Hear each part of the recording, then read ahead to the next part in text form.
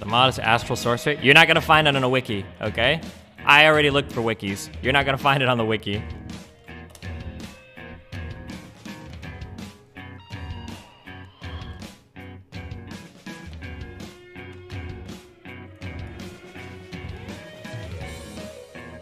Wait, Eris is streaming? What the fuck? Oh.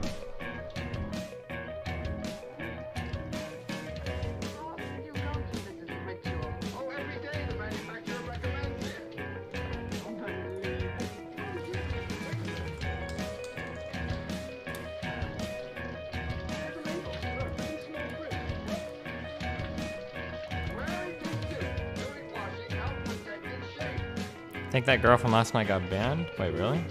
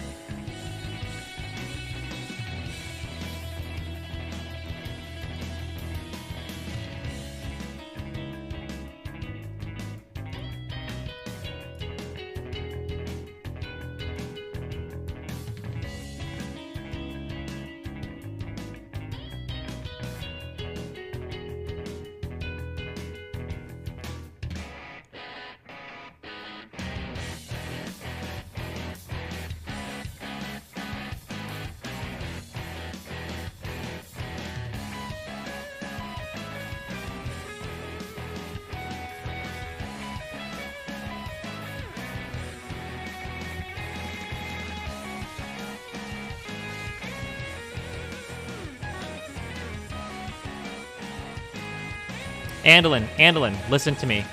The whole stream right now is resting on you, okay? We can do all sorts of fun stuff today.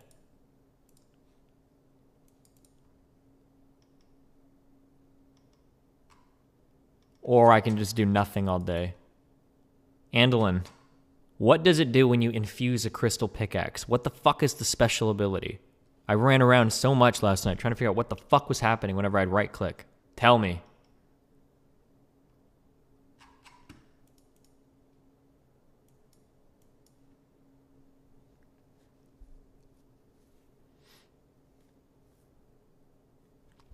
Say that again. What does it do when you infuse a crystal pickaxe? Okay, this looks really cringe. I'm a black guy, and Obama did nothing for me. Like, it's hard to say if he's being honest or not. But sometimes old people do this where they copy paste comments of other people into things and they think that's like internet etiquette or whatever. The only reason I'm bringing this up is because a lot of people try to own Stefan Molyneux for impersonating a female fan on his YouTube, but he was just copy pasting a comment saying like, hey, I'm a woman who blah, blah, blah, blah, blah. Like he wasn't actually like doing it right.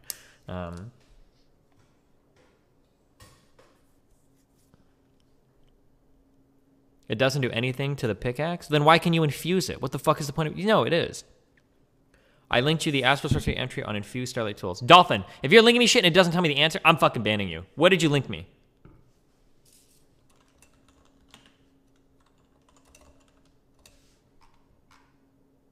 Dolphin.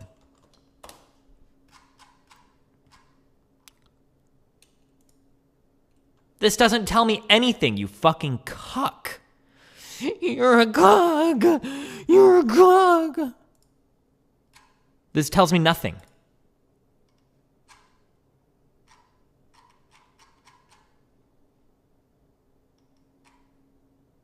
It literally says it improves the tool.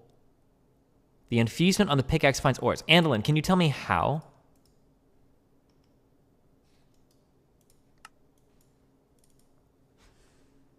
Sevtech made it so it doesn't do anything? Why?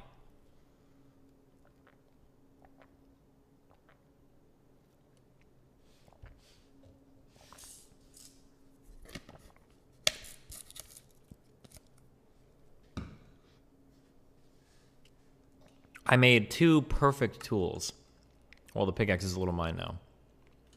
I'm a crystal god, by the way. Wait, where's all my... Why is this empty? Did somebody use my starlight? Mr. Moon got 1 achievement this morning? What the fuck has he been doing?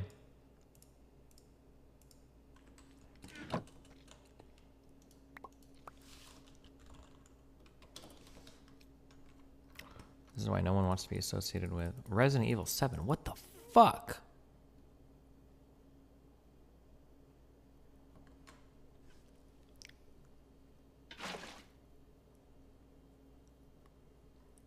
Really?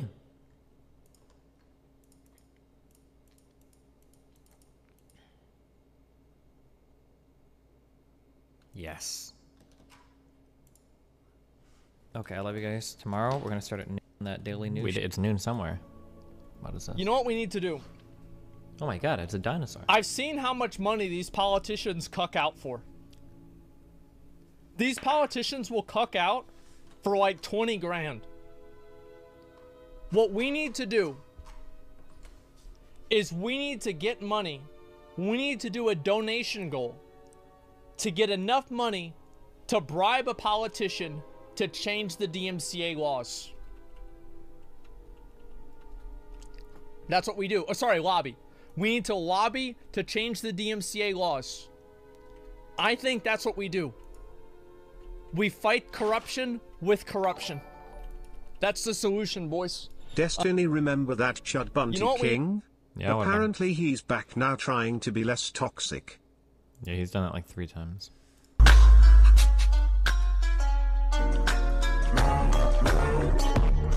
I think you're a pretty inspiring person. I mainly watch Doma, but I know you also deal with a lot of shit behind the scenes. Thanks. I like your content, always makes me laugh. I know a slightly cringe dono, but much love. What the fuck is this?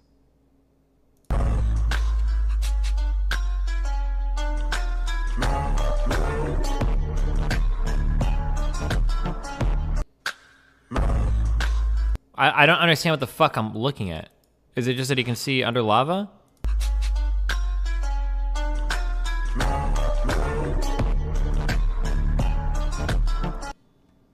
Okay. Good one.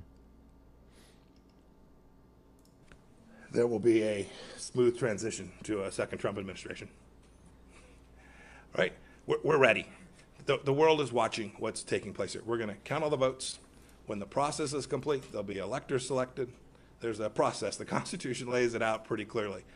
The world should have every confidence that the transition necessary to make sure that the State Department is functional today, successful today, and successful with the president who's in office on January 20th, mid-afternoon, will also be successful. I went through a transition on the front, and I've been on the other side of this. I'm very confident that we will do all the things that are necessary to make sure that the government, the United States government, will continue to perform its national security function as we go forward. Do you believe there's widespread voter fraud, that the reports that we're getting from Pennsylvania, from Michigan, showing vote totals in massive leads or significant leads with 99% reporting are going to be overturned, and that the United States failed to conduct a fraudulent free election? Rich, I'm the Secretary of State. I'm getting calls from all across the world. These people are watching our election. They understand that we have a legal process. They understand that this takes time. Right? It took us 37 plus days in an election back in 2000. Conducted a successful transition then. I'm very confident that we will count, and we must count every legal vote. We must make sure that any vote that wasn't lawful ought not be counted. That dilutes your vote if it's done improperly. Got to get that right. When we get it right, we'll get it right. We're in good shape. Good one.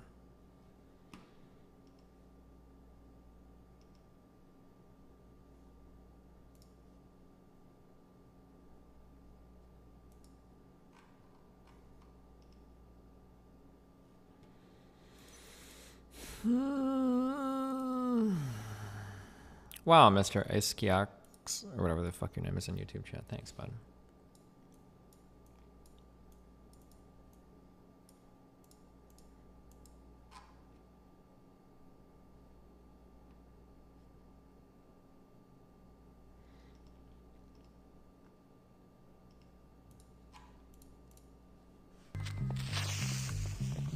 chest.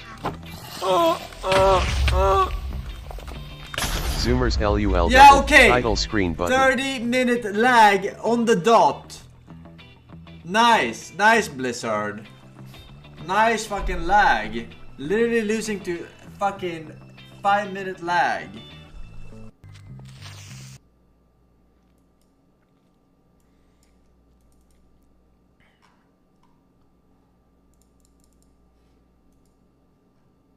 Oh, somebody linked me this. I don't know, maybe we might watch this today. I don't know.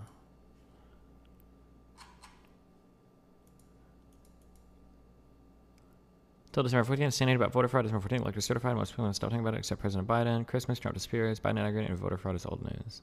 This is the most likely scenario, hopefully.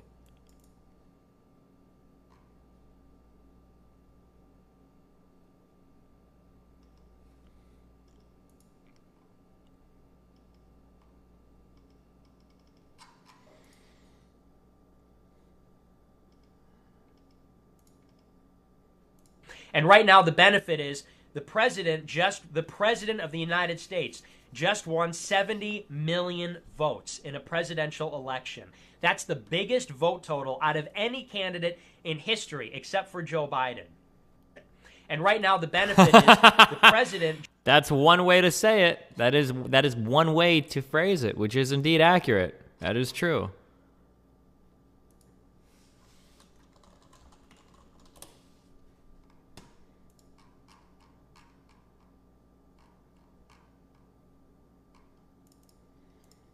What's the difference in votes right now? It's almost a 5 million difference in votes. Let's see. 90% reporting from California. 98%. Okay, 10 million was a little bit too exciting. Well, no, yeah, probably.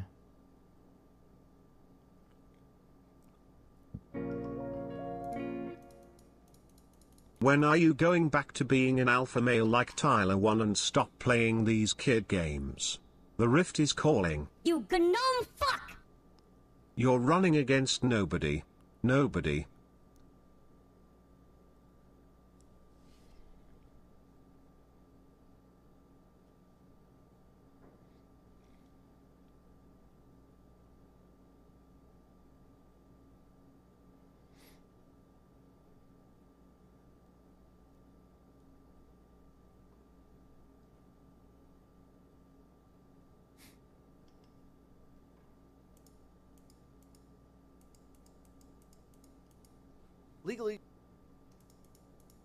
Legal Eagle is coming in loud and clear thanks to Ting Mobile. Look. I'll be right back one sec. This is a nice song.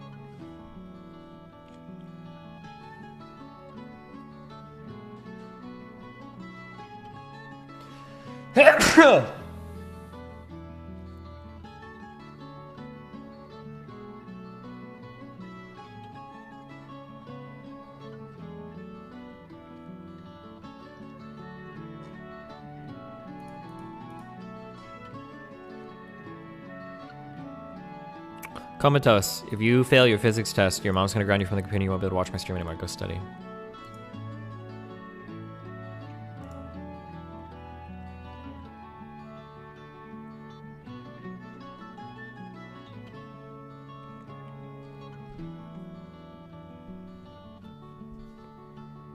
This graph would be way better if it was like half speed. Jesus.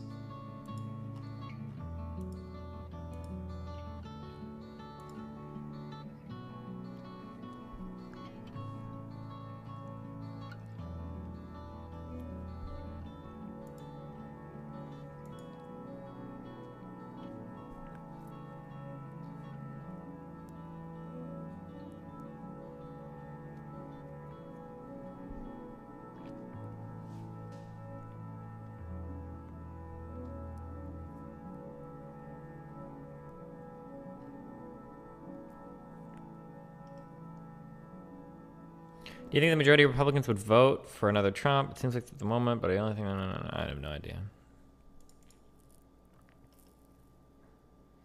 Okay, we're gonna read this. Fuck, I haven't done news in so long.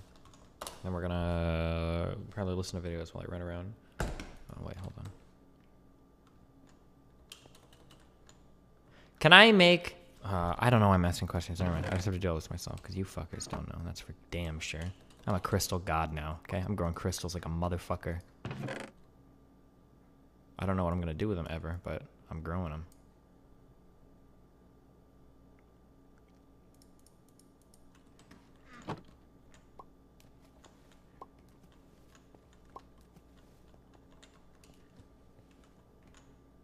Write the wiki yourself. Yeah, it feels like it at this point. Fuck. I gotta write a better wiki than a lot of the shit I've read so far.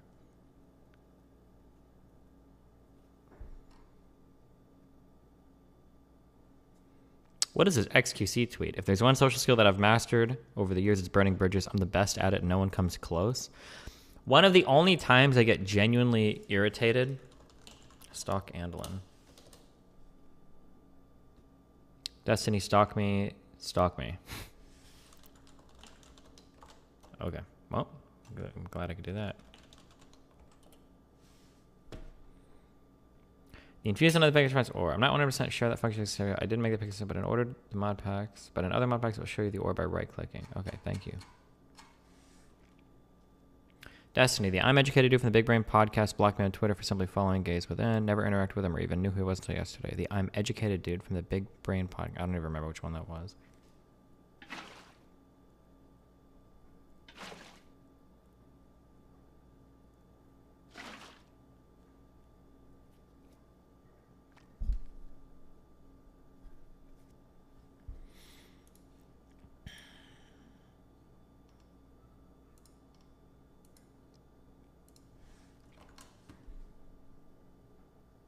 Going to say something about being irritated.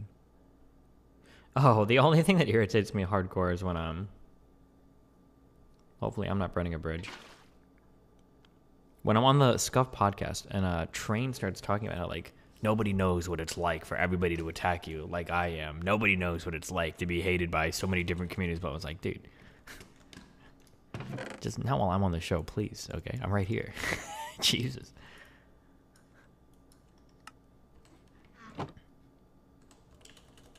How do I turn these white things into blue things again? Is it here? At the infusion thing? I don't actually remember.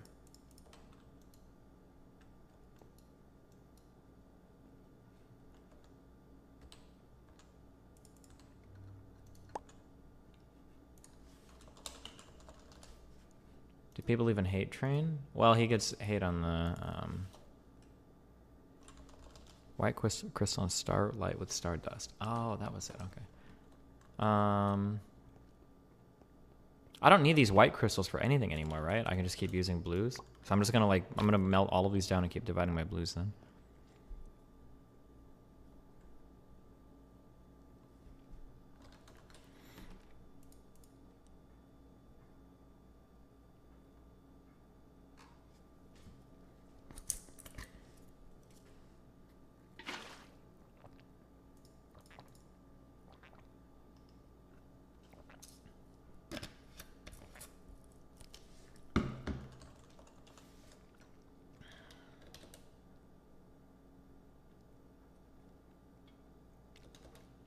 All right.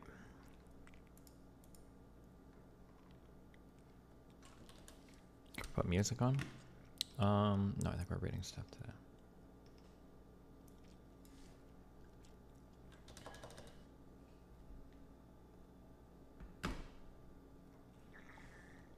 You technically only need one blue crystal to start with. Each time you infuse it, it'll grow and then split over to sometime it gets to size 100. Yeah, Talish, but in order to grow it, you need a lot of starlight. That's what I've been doing, is splitting these crystals.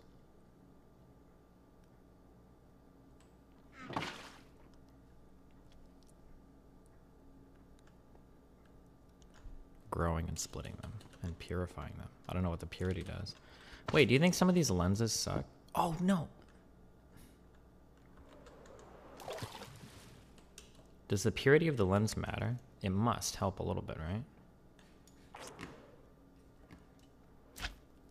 Purity is AoE damage, right? Oh, well, I'm thinking in terms of making my lenses or whatever.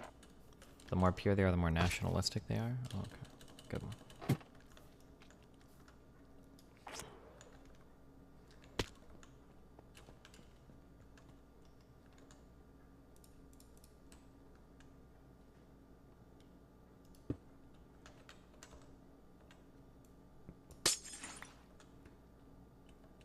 How can I not read any stat on this lens? Isn't that really stupid? Like, is this a good lens or a bad lens? It seems like I have no idea.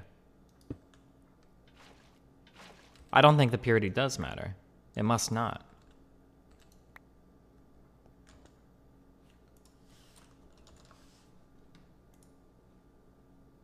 Oh no, because you just make this shit out of glass fucking panes. Okay, never mind. Yeah, okay.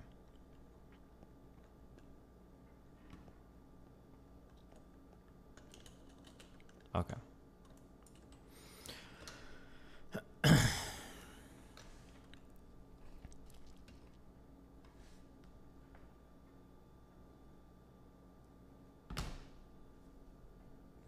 America's new power couple, Mitch and Joe, how a Biden presidency and McConnell-led Senate might actually get along. Let's read this. During Barack Obama's presidency, Joe Biden's propensity for cutting deals with Mitch McConnell became a running sort of aggravation for liberals. Now it will be the key to getting anything done at all. Some of the Democrats would say, Joe always wants to make a deal. Joe always wants to make a deal. And I'm thinking, hell yeah, that's my job. Or that's his job. Sorry, this is Obama speaking. Oh, no, wait, I'm sorry. Senator Joe Manchin, a Democrat from West Virginia, said in an interview Thursday, why wouldn't he want to make a deal? Surely, Biden would have preferred a Senate-led... Surely, Biden would have preferred a Senate led by Chuck Schumer that could swiftly confirm his nominees and help shepherd an ambitious legislative agenda along with Speaker Nancy Pelosi. On paper, McConnell's Republican Senate looks like a bad match for a Democratic White House under Biden, given McConnell's single-minded efforts to torpedo the previous Democratic president's priorities. But the dynamics have changed. Now that Biden has finished off President Donald Trump's chances in the Electoral College and provided that McConnell ekes out wins in Georgia runoffs and hangs on as a majority leader. And perhaps most importantly, Biden and McConnell have a real relationship forged over the years as Senate colleagues and combatants. McConnell was the only Senate Republican to attend the funeral for Biden's son, Beau, in 2015, and he's largely stayed away from GOP attacks on Biden's other son, Hunter. They have negotiated big things before. They've come through some very hard and even bitter fights over judicial confirmations. Senator Chris Coons, a Democrat from Delaware, a close Biden ally, said in an interview. But I think they've managed to stay friends or have a working professional relationship even in the hardest of times.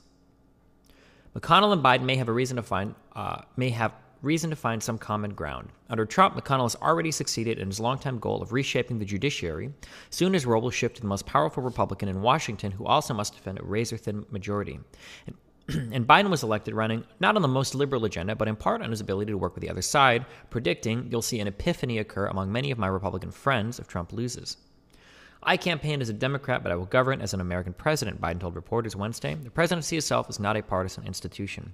Democratic officials are already acknowledging that their legislative ambitions are much smaller than they were a week ago, but they think there's room for agreement on things like a coronavirus aid package, infrastructure, higher education, and rural broadband. Republicans mostly agree. Both old bulls of the Senate before their time, at the highest rungs of American politics, McConnell and Biden will have to rekindle their old give and take almost immediately. Biden's entire cabinet will be at the whims of whether McConnell even puts his nominees up for a vote, and his appointments are sure to be more centrist than if Schumer were in charge of the Senate. There's no hope of liberal icons like Bernie Sanders and Elizabeth Warren winning cabinet confirmation, although that reality may also avoid intra-party fights among Democrats seeking to shape a Biden administration. Some Republicans still grouse about the delays that Democrats put on Trump's nominees, raising the prospects of a protracted fight right out of the gate for Biden as he staffs up amid a pandemic and economic crisis. GOP senators looking at a presidential run in 2024 will have further political incentive to gum up the works in a bid for the spotlight. Okay. Mitch McConnell will force Joe Biden to negotiate every single cabinet secretary, every single district court judge, every single U.S. attorney with him, said Senator Chris Murphy, a Democrat from Connecticut. My guess is we'll have a constitutional crisis pretty immediately. Okay, a little alarmist, but okay. But Manchin argued that this country doesn't want lightning rods in the cabinet and that Biden and McConnell could effectively agree on a group of non-ideological nominees that wouldn't become all-out brawls between the two parties. Things are certainly not all warm and fuzzy between McConnell and Biden. Biden took a shot at McConnell in September over Congress's inability to pass a new coronavirus relief bill, warning that the states are in real trouble, and to quote my good friend Mitch McConnell, he said, "Let the states go bankrupt." McConnell said earlier this year that Biden will have to release more records to deal with the sexual misconduct allegations against him by former aide Tara Reade.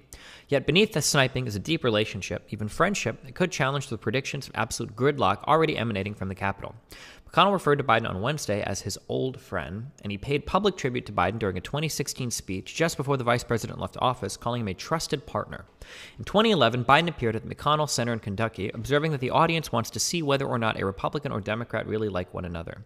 Well, I'm here to tell you we do. It's a long relationship, and they understand each other, said one Republican senator who knows both men. McConnell and Biden declined to comment for this story. Trump's Twitter rants against vote counting have mostly frozen up Republicans from talking about how they would work with President Biden. The GOP is still wary of crossing Trump. The Senate Republicans are in a very strong position to steer the next 2 years for the country, regardless of the outcome. My hope is that President Trump wins, said Senator John Barrasso of Wyoming, the number 3 GOP leader. Our role is going to be significant. Among several agreements that liberals loathed, McConnell and Biden negotiated the fiscal cliff deal to raise taxes and cut spending in 2012. Rohit Kumar, McConnell's domestic policy advisor at the time, said in an interview that Republicans never felt like they pantsed Biden in a deal. Kumar also asserted that Biden's negotiating style was superior to Obama's. Biden handles negotiations in a very practical manner. We got to get a deal. You have to trust me when I tell you what I can and can't do, said Kumar, who now helps lead PricewaterhouseCoopers' National Tax Office. That was a pretty stark contrast with how Biden and Obama handled the negotiations. The Biden team, click the ham ad.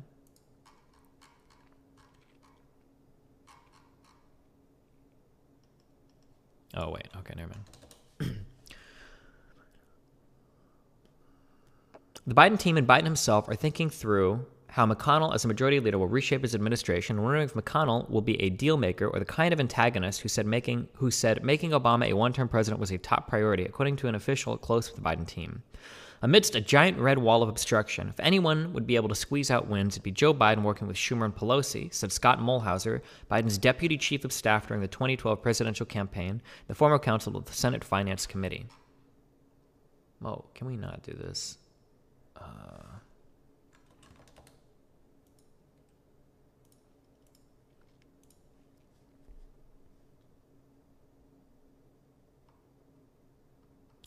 And there may be mutual benefits to cutting more deals 8 years later. McConnell's majority faces the real possibility of a wipeout in 2022, given the number of seats at play, while Biden can avoid some of the ideological schisms within his party on the Supreme Court, healthcare, and filibuster that might have played out if Democrats held a narrow Senate majority.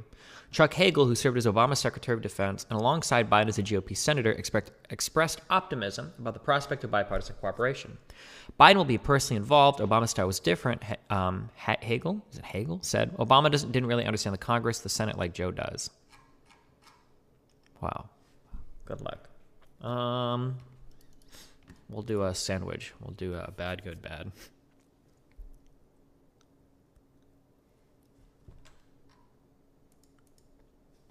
Have a crystal sword here.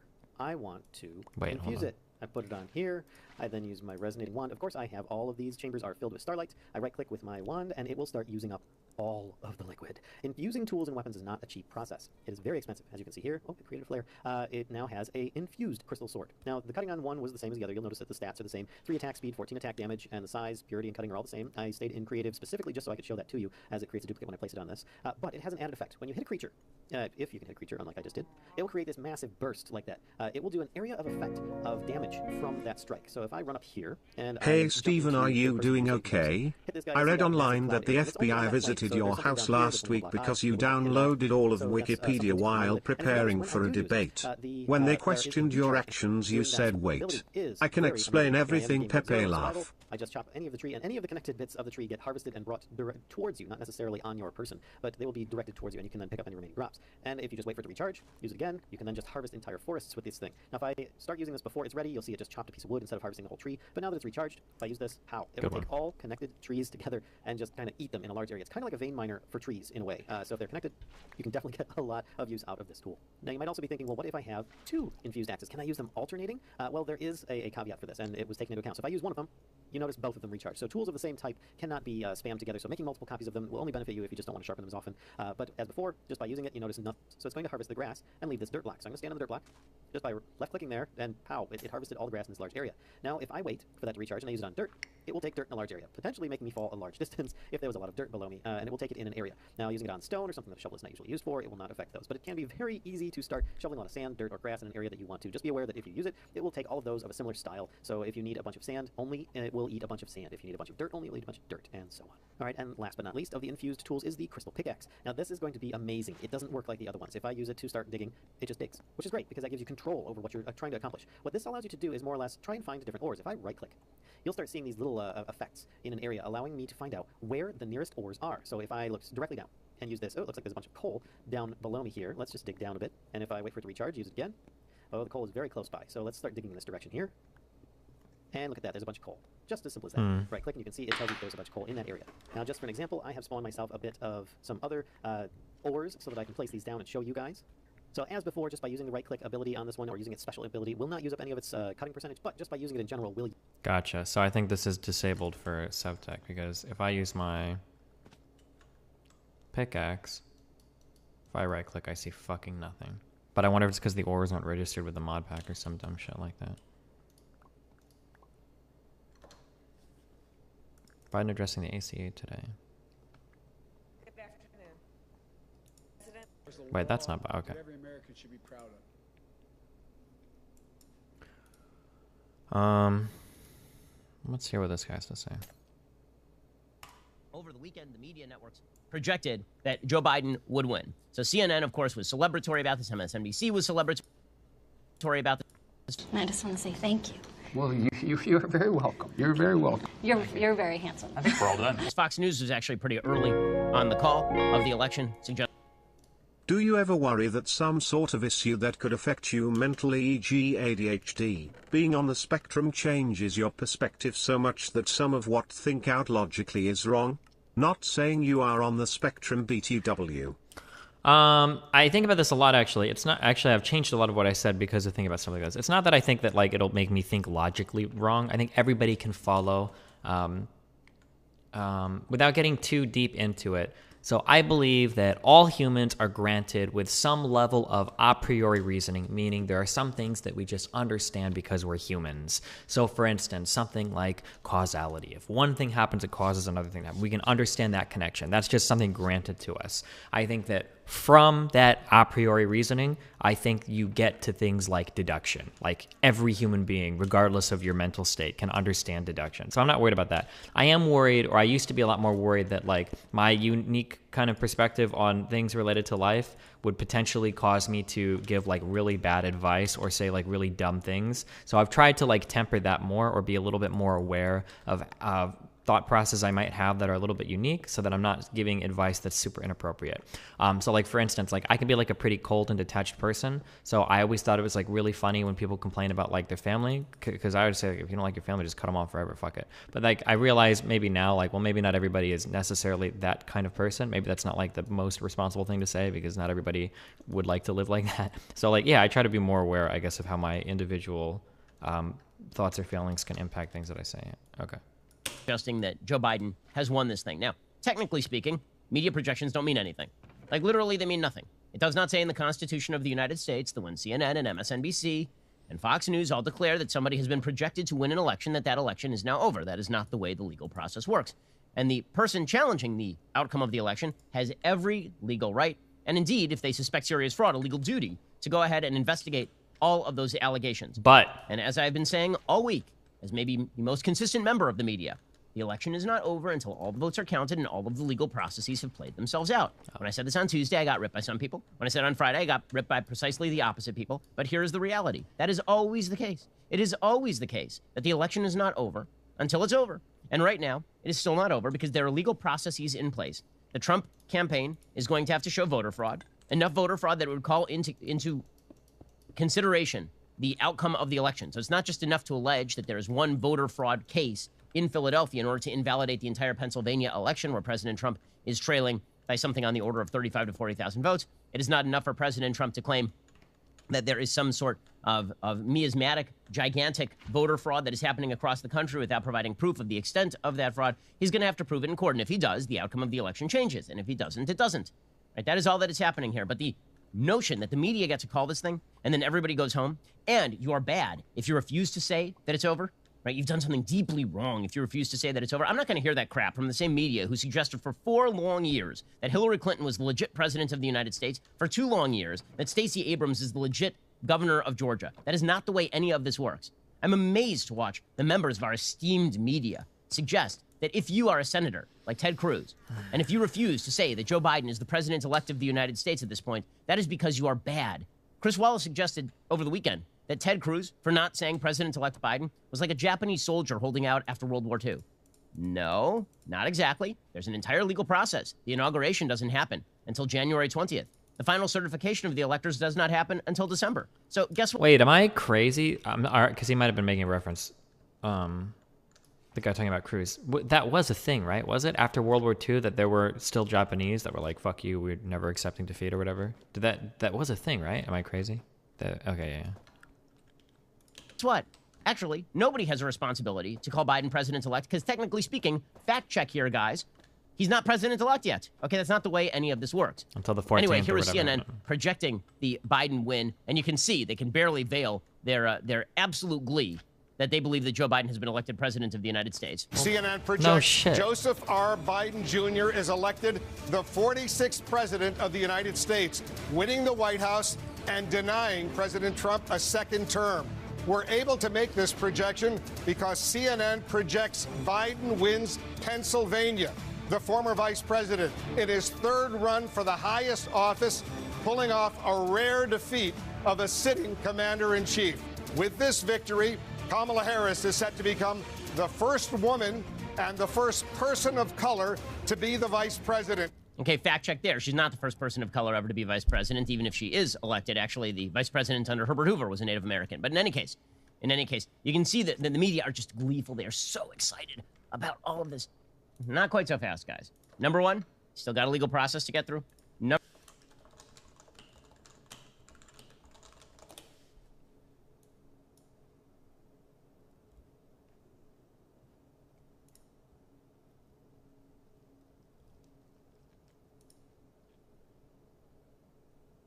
I think this is a person of color. It's a little hard to say. White passing. He was 1/8.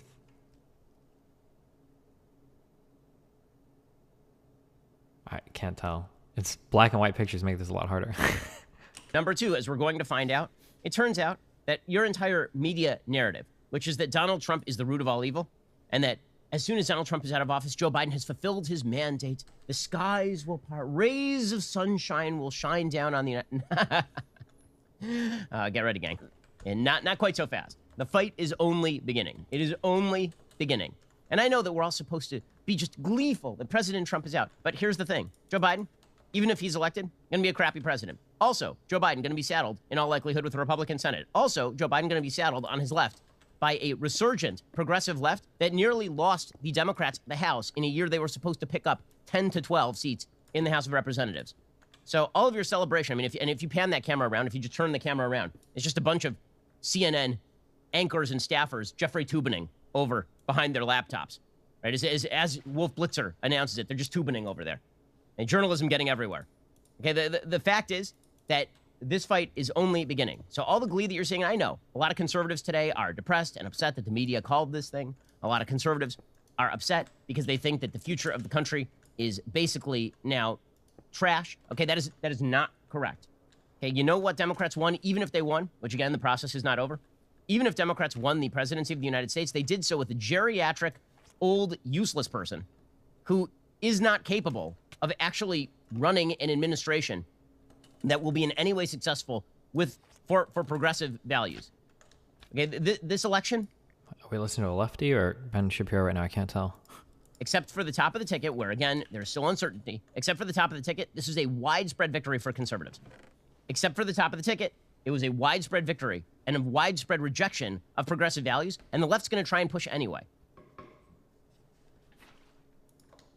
Ben Shapiro is the Ben Shapiro of the left. I am as surprised as anyone that Florida isn't the swing state in the 2020 election, nor is there any kind of Floridian Bush v. Gore style lawsuit that seems like it's going to change the outcome of the election, which is especially surprising given that we have a literal Florida man in the White House. There is no election chaos in Florida. Why did Florida get its act together while smaller states took days and even weeks to finalize their votes, and the vote is still currently ongoing? Because Florida let counties start counting early votes and mailed ballots 22 days before the election day. And while this seems like basic common sense, not all states took this common sense, dare I say, Floridian approach to vote counting. So while the counting continues, President Trump and his campaign and affiliated groups have filed several lawsuits challenging many aspects of the voting process in the 2020 election. So today we are going to examine how these election lawsuits work. Do any of the Trump campaign's lawsuits stand a chance of getting to the Supreme Court? And are any of these lawsuits going to change the outcome of the election? Hey, Legal Eagles, it's time to think like the Trump campaign's lawyers. As we've talked about many times on this channel, you can sue anyone for anything at any time for any reason in America. But those claims need to have a legal basis, and eventually you'll need to provide evidence. Otherwise, those lawsuits will be thrown out.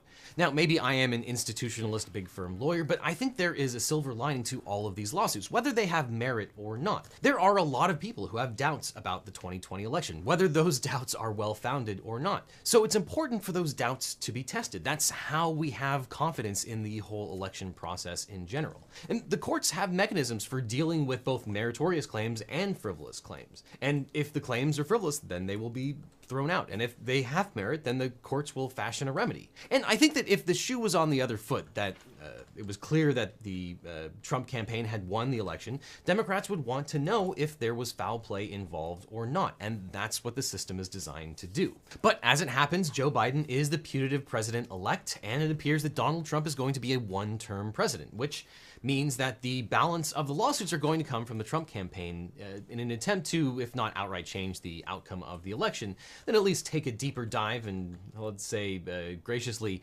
make sure that everything was on the up and up. Now, before we dig into these different state lawsuits, it's important to recognize that every state has a different law when it comes to how the elections are going to be run. Some require that ballots have to be received before Election Day. Some have a law that say as long as the ballot is postmarked by Election Day, it will be accepted.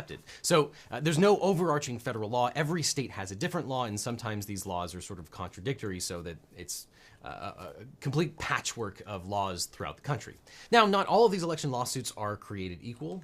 In fact, some have already been dismissed. And these lawsuits so far have fallen into two categories. One are claims of fraud, and then two are claims of poll watchers not being able to adequately observe the whole process itself. The fraud claims have so far generally been roundly rejected and disproved, while the observation suits have gained some traction.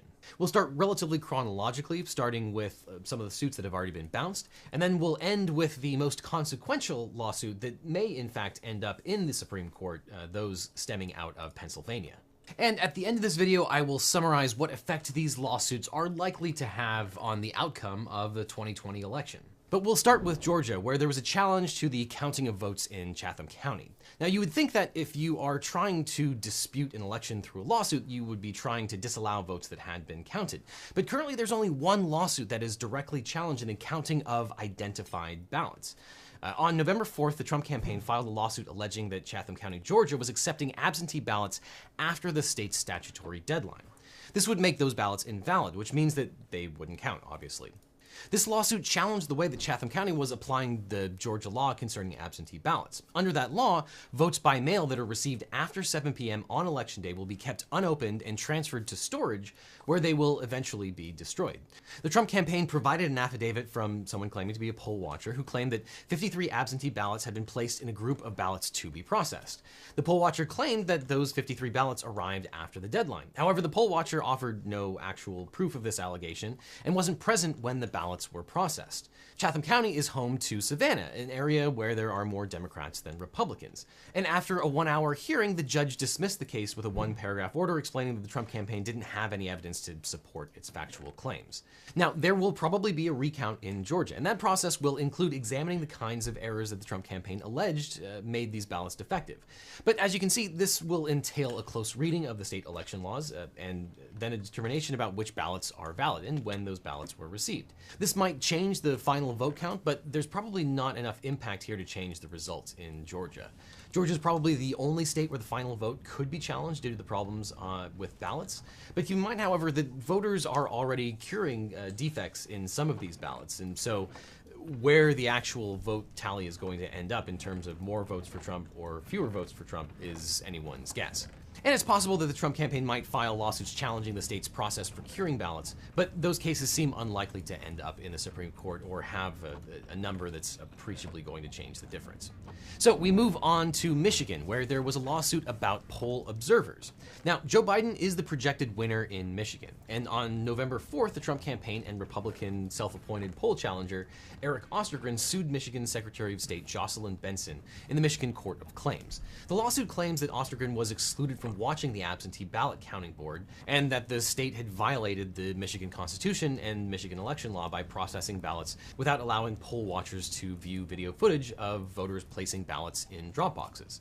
Now, the Trump campaign asked the court to, 1, stop the counting of absentee ballots until an election inspector from each party was present at each absentee counting board and until video was made available to challengers of each ballot box, and 2, immediately set aside all ballots that were not being, quote, inspected and monitored as described. Ostergren's claim was dismissed by the court because he claimed he was removed from an absent voter counting board, but didn't identify which board or which official removed him from the board. This means that he didn't sue the proper defendant, and his claim failed at step 1, which is stating a claim for legal relief. But the lawsuit did include affidavits from poll watchers alleging that they had heard people talking about fraud. For example, poll watcher Jessica Cornyn said that another poll worker told her that she had heard other poll workers say that they could change the date on ballots when they were received and entering them into the computer. And when you're asking for extraordinary relief, like what a lot of these election lawsuits are asking for, you need to have generally extremely strong evidence. And here that evidence just wasn't there. There was no verification of the facts through evidence, and a lot of the evidence was not admissible. The case was dismissed by Michigan State Court on November 6th. And admittedly, I chuckled when some of my Twitter followers pointed out that this is one of the few cases where hearsay evidence was not admitted, and rightfully so. We have examples of double and triple hearsay with no exceptions to the hearsay rule, and it made sense that a lot of this evidence was not admitted. And the judge found that, quote, the assertion that the affiant was informed by an unknown individual what, quote, other hired poll workers at her table had been told is inadmissible hearsay within hearsay, and plaintiffs have provided no hearsay exception for either level of hearsay that would warrant consideration of the evidence. See MRE 801, which is the Michigan version of the rules of evidence. Now, a lot of these cases sought TROs or PIs, temporary restraining orders or preliminary injunctions, which is basically an early order from the court seeking to maintain the status quo while the rest of the case can be litigated. Now, we talk a lot on this channel about how you often don't need to provide evidence when you file a lawsuit, but to get a TRO or a PI, you do have to provide usually very strong evidence. You'll often hear about a verified complaint. Well, a verified complaint just means a complaint with actual evidence attached to it. But at this TRO or PI stage, a court will often test that evidence. So a lot of times when you're seeing the courts weighing evidence in these cases, it's because the cases are asking for a TRO or a PI. Which takes us to the next Michigan lawsuit, which sought a decertification of the election results. The Republican Party wanted an injunction barring Wayne County from certifying any results until representatives of both parties examined all ballots. They also requested that all ballot containers be unsealed and prepared for inspection, and that they be permitted to take depositions of local officials. A judge denied their application for an injunction. Now, the Michigan law appears to allow for local city clerks to appoint Democratic and Republican inspectors who can observe the counting process. That's not in dispute. The judge found, quote, both Republican and Democratic inspectors were present throughout the absent voter counting board location. The court said that the plaintiffs had failed to even state a cause of action. Simply asserting widespread fraud was not sufficient. The court stated the only substantive allegation appears in paragraph 15 of the First Amendment complaint, where plaintiffs allege on information and belief that hundreds or thousands of ballots have been impacted by this improper practice. Plaintiffs' supplemental motion fails to present any further specifics. In short, the motion is based upon speculation and conjecture. And as anyone who watches The Simpsons knows, we've got plenty of hearsay and conjecture. Those are kinds of evidence. They're just not allowed in court. So this lawsuit seemed to follow the general pattern established in the Michigan lawsuits, where the Trump campaign was making serious claims about fraud without any particularized evidence, claiming that Republicans had been denied the opportunity to observe the count, even though it seemed that the contradictory evidence showed that, in fact, they were present and that there were impartial observers. And the thing about these poll observer lawsuits is that even if a judge sided with the claims of the GOP that certain poll watchers were not treated fairly or that they were excluded, which seems relatively suspect, but even taking it at face value, if that were true, it's unlikely that any judge would invalidate the election, because just because observers weren't there or were too far away doesn't mean that anything untoward was happening. So without evidence of actual widespread ballot fraud, it's unlikely a court is going to invalidate a single ballot, let alone the entire election. And interestingly, the appeal of this Michigan case was already rejected for failing to file basic documents with the appeal. Things like attaching the judgment that they're appealing and the transcript of the case and the evidence. A big firm associate would be fired for making these kind of mistakes, so that might be an indication of the kind of quality of legal representation that's responsible for the Michigan cases. So that takes us to the great state of Nevada. Now, in Nevada, Republicans filed a single federal lawsuit lumping several claims together. The alleged irregularities included what the complaint described as lax procedures for authenticating mailed ballots and claiming that more than 3,000 ineligible voters have cast a ballot. One plaintiff is Jill Stoke, a registered voter who's 79 years old and legally blind. Stoke claimed that on election day she went to vote in person, but was told that her ballot had already been received by election officials and her signature was already verified. Election officials met with her and said that the signature on her ballot matched the signature that they had on file, and since Stoke disputed that it was her ballot, the county still gave Stoke the option to challenge her verified mail-in ballot and cast a provisional ballot instead. But she refused to cast a provisional ballot. The Nevada Secretary of State investigated her claim on November 3rd. Stoke told them that a person who had been evicted from her home had probably stolen her ballot and turned it in, but... Wait, real quick. There's no way in any of these mods to break down, like, swords or whatever and get any of the ore back, right? It's just they're totally fucked. She didn't want to name that person and subject them to criminal charges. A Nevada election official tried to persuade Stoke to name the person, make a formal statement, and vote by provisional ballot, but she refused. The Nevada official also told Stoke that if she cast another ballot, she would have double voted, which is a crime. Stoke then contacted the Trump campaign and the media. Now, it seems that Stoke's claims failed at the evidentiary stage of the process. Her lawsuit claims that she was turned away from the polls on November 3rd, but documents released by the state show that she talked with local officials about the stolen ballot on October 28th during the early voting process. The Stoke allegations are particularly egregious because her lawsuit and declaration do not even say that the ballot was stolen, but that's what the Trump campaign tweeted out, which made her sort of an internet star. A federal judge held a 2-hour hearing to assess her claims and found them to be lacking. He also warned Stoke's lawyer that she might have committed perjury. The judge also noted that the remedy that Stoke sought, an immediate halt to counting all the votes, bore no relationship to her legal claims. Wait, hold on. I need to listen to this again. Wait, what? That sounds really stupid. Things like attaching the judgment that they're appealing and the transcript of the case and the evidence. A big firm associate would be fired for making these kind of mistakes, so that might be an indication of the kind of quality of legal representation that's responsible for the Michigan cases. So that takes us to the great state of Nevada. Now, in Nevada, Republicans filed a single federal lawsuit lumping several claims together.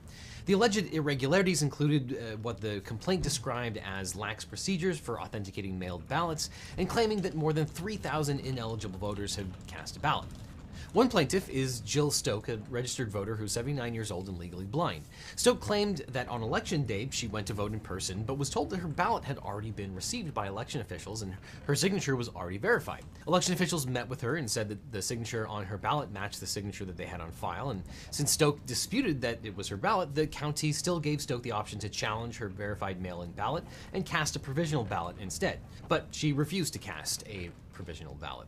The Nevada Secretary of State investigated her claim on November 3rd. Stoke told them that a person who had been evicted from her home had probably stolen her ballot and turned it in, but she didn't want to name that person and subject them to criminal charges. A Nevada election official tried to persuade Stoke to name the person, make a formal statement, and vote by provisional ballot, but she refused. The Nevada official also told Stoke that if she cast another ballot, she would have double voted, which is a crime. Stoke then contacted the Trump campaign and the media. Now, it seems that Stoke's claims failed at the evidentiary stage of the process. Her lawsuit claims that she was turned away from the polls on November 3rd, but documents released by the state show that she talked with local officials about the stolen ballot on October 28th during the early voting process. The Stoke allegations are particularly egregious because her lawsuit and declaration do not even say that the ballot was stolen, but that's what the Trump campaign tweeted out, which made her sort of an internet star. A federal judge held a 2-hour hearing to assess her claims and found them to be lacking. He also warned Stoke's lawyer that she might have committed perjury. The judge also noted that the remedy that Stoke sought, an immediate halt to counting all the votes, bore no relationship to her legal claims. The lawsuit also alleges that Clark County's automated signature verification machine operates below manufacturer specifications and that use of the machine violates requirements in state election law. The Trump campaign already raised this same claim in a separate lawsuit, which was dismissed a week before the election. In this complaint, the plaintiffs claim that the use of the machine is impermissible under Nevada election code and therefore violates the Elections Clause of the U.S. Constitution, and that Clark County's use of the machine constitutes an equal protection violation. But there doesn't appear to be much merit in these claims. Nevada law authorizes counties to adopt procedures that include the processing and counting of mailed ballots by electronic means. The Clark County Register opted to use the sorting machine to increase the efficiency with which the mailed ballots were processed, and the machine makes the first pass on the sorting of ballots to ensure the signature on the ballot matches the signature of the registration. But if the machine flags a ballot for a mismatch, then a person then reviews the ballot. The plaintiffs allege that the process is faulty because the machine does the initial pass rather than the person. However, Clark County's process appears to comply with Nevada law. Before a ballot can be rejected, at least 2 employees in the office of the clerk must agree that there is a reasonable question of fact as to whether the signature used for the mailed ballot matches the signature of the voter. Here, the machine does not make the final decision about whether a ballot will be rejected or not. A federal judge dismissed the claim, stating that Nevada law allows for the use of machines in tabulating votes and doesn't specifically forbid signature comparison devices. The lawsuit also includes a poll observer component. Here, a man named Chris Prudhomme, who the lawsuit describes as a credentialed member of the media, also sued Clark County officials. However, it appears that Prudhomme is actually a senior advisor to the state Republican Party, and Prudhomme says that officials didn't let him observe ballot counting when he arrived at 12:45 a.m. The county officials simply said that the counting was over for the evening. Prudhomme's declaration, which is the evidence submitted to the court in support of the claim, said that he was then improperly told to leave the area. While Prudhomme alleges that he was blocked from observing the poll counting, Clark County Attorney Mary Ann Miller testified that he was actually removed for trying to record the voting counting process, which is not allowed. Prudhomme also says that he was forced to sit too far away from the action. He also alleges that it was illegal for poll workers to be behind a glass partition, which makes it hard for observers to hear what the workers are saying. However, at the hearing, Judge Gordon threw cold water on Prudhomme's complaints. For mail ballots, Nevada law says that once the counting board begins counting ballots, quote, the counting procedure must be public. At oral argument, the judge said, "You're asking me to impose some new standard or strictures or guidelines. Do we have to provide microphones? At what point does it get into the ridiculous?" Of course, Nevada law does allow people to have meaningful public access to vote counting. Here, the judge essentially ruled that the counting procedure was public and that Prudhomme observed it. And in Nevada, a lot of these claims of fraud are already evaporating. People were claiming that there were votes associated with dead people. It appears that most of these are probably related to service members who since moved after voting, which comports with the video I did on election fraud. It's usually just clerical errors. So that takes us to Pennsylvania, which is likely home to the most consequential election lawsuits for several reasons. First, given how close the election is and how many electoral votes are available in Pennsylvania. Pennsylvania is sort of the equivalent of 2000 Florida in this particular election. And on top of that, the lawsuits in Florida have already gotten the attention of the US Supreme Court. So let's look at the different facets of these election lawsuits. The first concerns late arriving ballots. The most high-profile case in Pennsylvania involves ballots arriving after the state's deadline for receipt for mailed ballots. This is also the only case currently before the Supreme Court. Well, it's sort of in front of the Supreme Court, which we'll get to. The case began when the Pennsylvania Democratic Party filed a lawsuit that challenged parts of the state's absentee ballot system in light of the COVID-19 pandemic. This is long before the actual election. Relying on a provision in the state's constitution, the Pennsylvania Supreme Court extended the deadline for mailed-in ballots until November 6th. As it stands now, ballots that are clearly postmarked after the election would not be counted under the Pennsylvania court's ruling. Ballots postmarked on or before Election Day and ballots with no postmark or an unclear postmark would be counted if received by the new deadline. However, Republicans objected to the extending of the deadline from November 3rd to November 6th, so they filed a separate case in federal courts. On September 28th, Republican legislators and the Pennsylvania Republican Party asked the Supreme Court to put the Pennsylvania court's ruling on hold. The U.S. Supreme Court declined to hear the case before the election. However, 4 justices explicitly left open the possibility of reconsidering the case after the vote. But since the Supreme Court left the door open, Pennsylvania officials decided to play it safe and segregate the ballots that were postmarked on or before the election day, which arrived up to November 6th. These are postmarked before election, but arrive after election day. And on October 28, 2020, Kelly Bookvarb, Secretary of the Commonwealth, issued a memorandum to that effect, requiring all counties to sequester those late arriving ballots, which would then be counted after all the other votes were processed. Now, just because they were counted didn't mean necessarily that they would eventually be added to the total vote count in Pennsylvania. That was still up in the air. But 3 days after the election on November 6th, the Trump campaign moved to intervene as a plaintiff in the case. The Trump campaign asked the Supreme Court, seeking an emergency order that all the ballots be sequestered and not counted. The Trump campaign alleged that it did not know whether all counties were following the procedure set forth in Bookvar's memo. Now, most emergency applications of public significance are addressed by the full Supreme Court, although particularly urgent matters are sometimes acted on by a single justice while the other justices are later asked to weigh in. Here, Justice Alito chose to do exactly that, saying that he was referring the issue to his colleagues for further action. And in the meantime, he issued an order requiring that the ballots be sequestered, which, again, at least if all the counties were following the order of the Secretary of the Commonwealth, they already were. But Alito also rejected the request that the ballots not be counted. And on November 7th, 2020, Pennsylvania responded to the Trump campaign's allegations that some counties were not appropriately sequestering the ballots, saying, quote, "There is no evidence that any county is disobeying the clear guidance to segregate these votes, and the Republican Party offers only speculation that certain unidentified counties may ignore the repeated guidance or that the Secretary will inconsistently change course." So if the U.S. Supreme Court reversed the Pennsylvania Supreme Court's ruling, it would in fact invalidate ballots received after Election Day. The exact number of these ballots is unknown. However, the impact of this decision will almost certainly not be decisive. Pennsylvania counties have been sequestering the late arriving ballots and will count them last. And there probably aren't enough ballots, which arrived up to 3 days after the election, to make up the vote differential if they even favored the president, which is an open question. So that takes us to the Pennsylvania cases challenging the ballot cure process. There are still more cases pending in Pennsylvania. These cases challenge the state's process for allowing voters to cure their ballots. The cure process was mandated by the Help America Vote Act of 2002, or HAVA.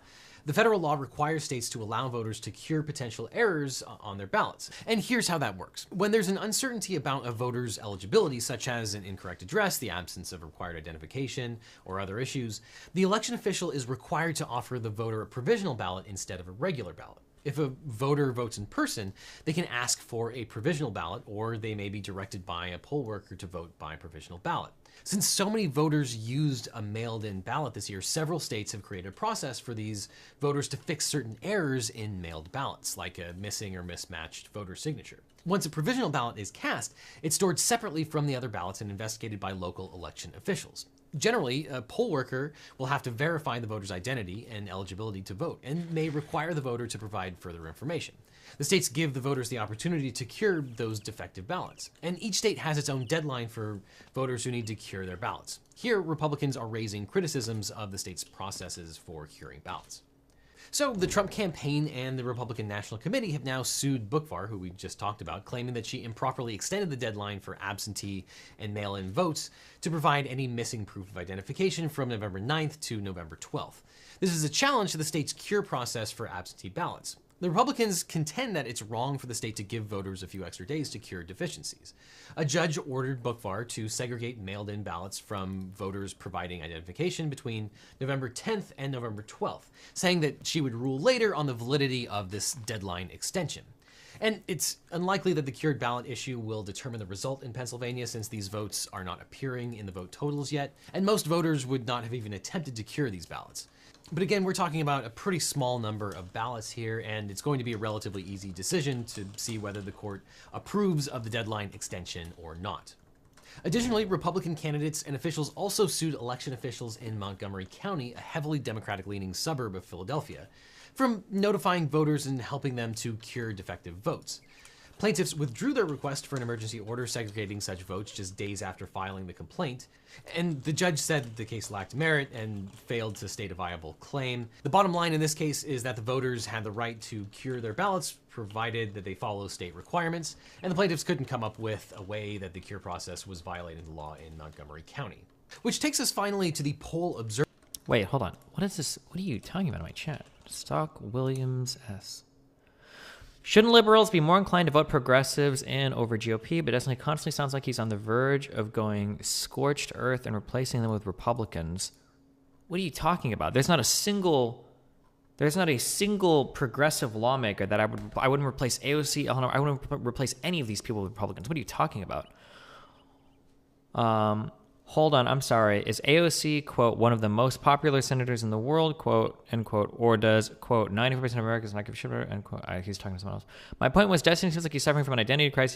He doesn't want to not call himself a progressive because he knows he'll make less money if he does, when his actual politics seems centrist as fuck. It depends on how you define centrism, I guess. Like, there's some issues that I'm right on, and there are, wait, did I call AOC a senator? She's in the House. I don't know what I said. I might have said senator. Oh, no. Oh, that guy was quoting somebody else when he said it. Sorry. First of all, the idea that I grift my political positions for money is very fucking funny. I mean, obviously you have no fucking idea what the fuck I'm talking about. Secondly, in terms of my politics, like on every social issue, I think I fall very, very, very left for all social issues. Chat. What did I miss? When it comes to economic issues, I think I generally fall left to center left. I'm in favor of, I think, probably maybe capital gains rate, ordinary income rates going up, massive redistributive policies, help for education and healthcare, which I think are generally left-leaning. When it comes to things like gun rights, I'm probably pretty right-leaning.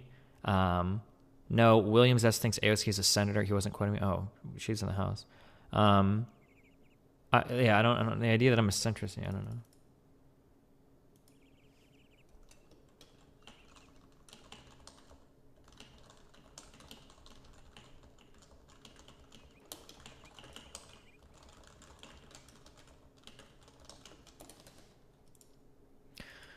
Yes, he used to watch Hassan a lot, and I think he pushes this meme that you're very centrist and neoliberal, so a lot of viewers that watch him have this great idea. Yeah, because Hassan is a dipshit fucking... I can't talk about it now because you guys like quote everything I say, so it sounds like I talk about him relentlessly. But basically, anybody on the internet that's like a commie or like a socialist basically says that everybody that's not a commie or socialist is... They call him the N-word, okay? Neoliberal, which basically to them is like a fucking Hitler fascist, whatever, or like a proto-fascist. If you're a neoliberal, you're literally like... Here is the political spectrum. Here's your guide for political spectrums on the internet, okay? These are lefties, okay? So that means like socialists, or commies. Okay? And then this here is a water slide. Down here, hold on, is this being blocked off? Down here is Hitler. It is being blocked off a little bit. Thanks for the $5, dumb fuck. Down here is Hitler, and every single thing on this water slide, every single thing here that's not a commie or socialist goes on the water slide. So at the very, very top here, you've got sock dems. But what are the problems with sock dems? The problem with sock dems is that they will always negotiate with people that call themselves progressives. And the problem with progressives is they're basically cucks to neolibs. And neolibs and libs are basically the exact same thing. Oh, no, wait, hold on, wait, let's back up. Progressives cuck themselves to libs. I don't know what they would put further left. Libs cuck themselves to neolibs. Neolibs cuck themselves to conservatives. Conservatives cuck themselves to nationalists, ethno-nationalists, whatever, blah, blah, blah, blah, blah. Proto-fascists. This would be like proto-fascists down here.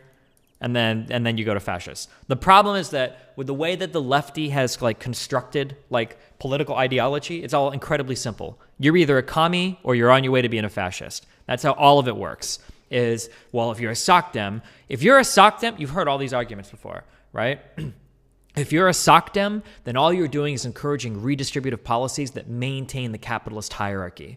By maintaining the capitalist hierarchy, you're shifting all of our attention away from economics to stupid shit like social issues, okay? It doesn't matter whether you're black, whether you're gay, the problem are class issues, okay? Get all this dumb social... And now that you're talking about all this class issue, blah, blah, blah, blah, blah, well, now you're moving on to the fucking libs, okay? These people might not even want socialized healthcare, okay? And now if you're talking about like fucking this shit, now you're basically a fucking neolib. Like, oh, wow, what do you want to do? Like make the economy better by what? Taking advantage of the third world, exporting imperialism and blah, blah, blah, blah, blah. Oh, well, at that point, like, you're basically on your way to being a conservative then. Like, you might as well go fucking take over other countries and fuck over other people and shit. So you have slave labor working in your fucking plants. Like, oh, wow, well, at that big, okay, you're fucking over other countries for your own economy. Well, you're basically a fucking nationalist at this point. You're basically a fucking conservative. You're basically going hard right. And at that point, like, you're always going to side with the fucking fascists when the revolution comes because you want to guard your class, blah, blah, blah. Like, it's all like, there's this whole, like, self-referential, like, pattern of bullshit. If you ever grew up, like, I listened to a lot of Rush Limbaugh growing up, so it's the same type of talk where you have this whole internal thing constructed so that you're always right and everything always leads to the thing that you hate the absolute most unless everybody sides with you 1,000,000%. This is called, I deem it, the political water slide, okay? This is how these fucking morons think. There you go.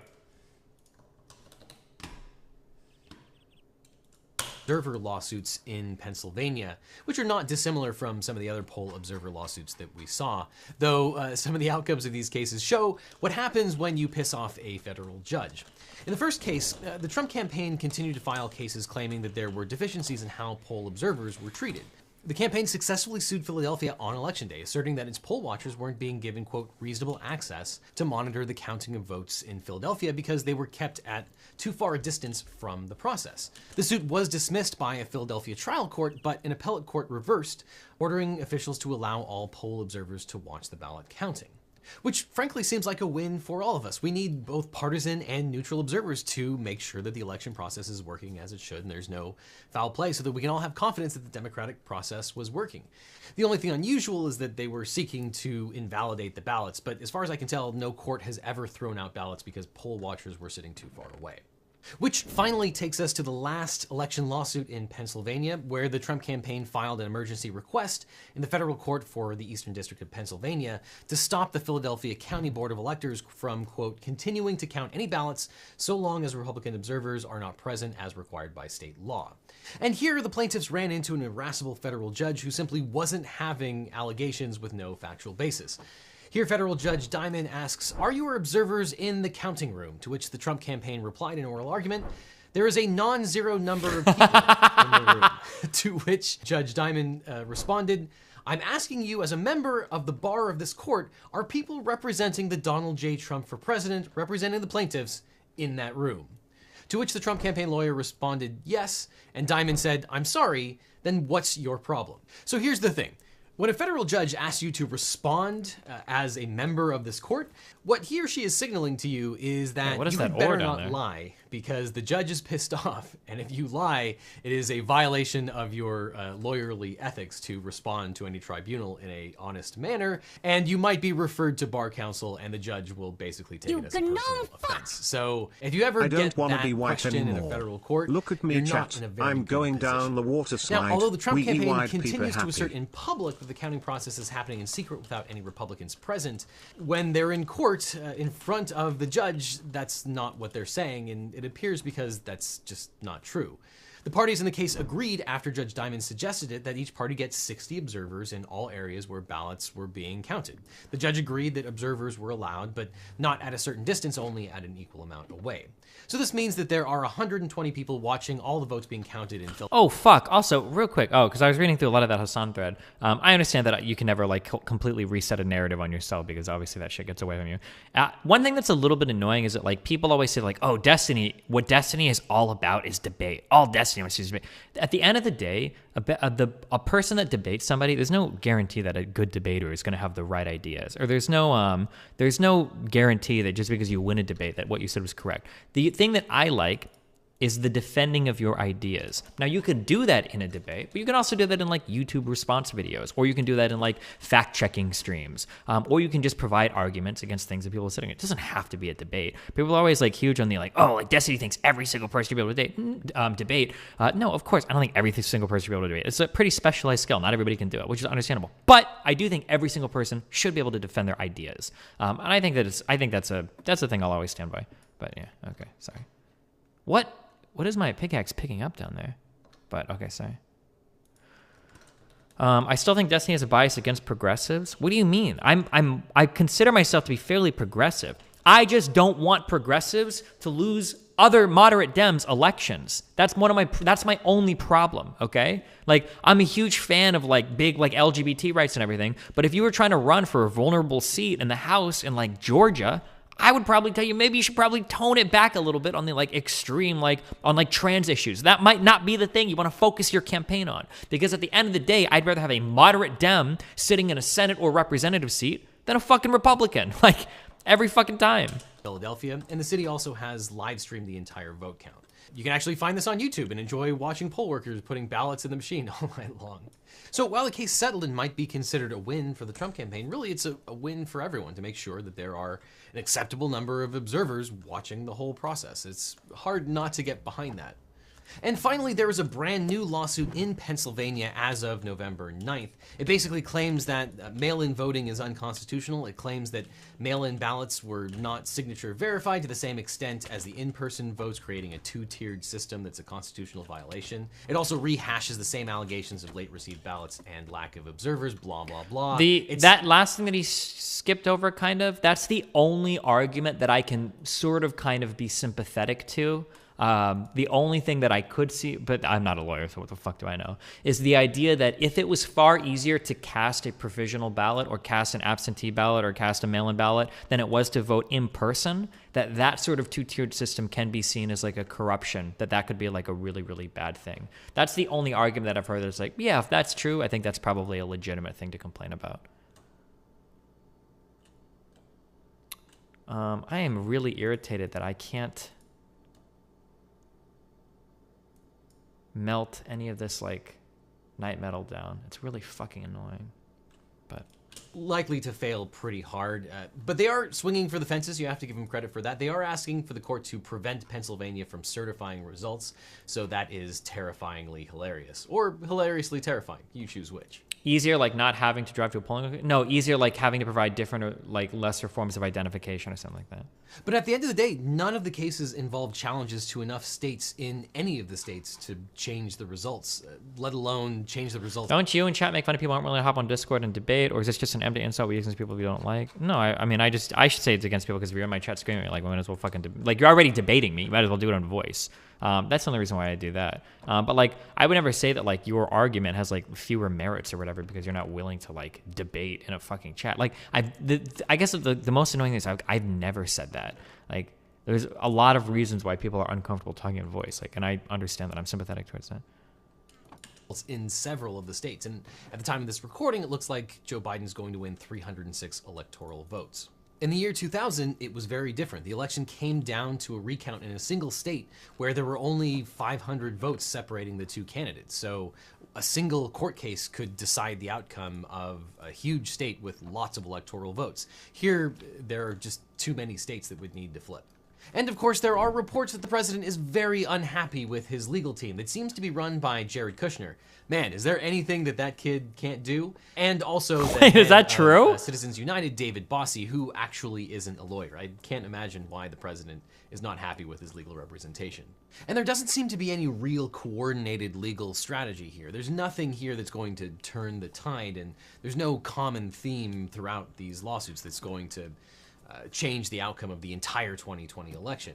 As Maggie Haberman of the New York Times put it, this is a media campaign masquerading as a legal campaign until proven otherwise. That seems to be about right. And not for nothing, the Trump campaign's claims outside of the court are very different from the claims that they are making in court, because often you have to make these claims under the penalty of perjury. Yep.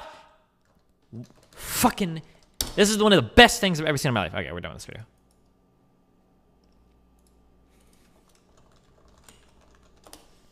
This back and forth gets this across really well. Mr. Jordan. Thank you, Mr. Chairman. Mr. Rosenstein, why are you keeping information from Congress? Congressman, I am not keeping any information from Congress that it's appropriate. In a few minutes, Mr. Rosenstein, I think the House of Representatives is going to say something different.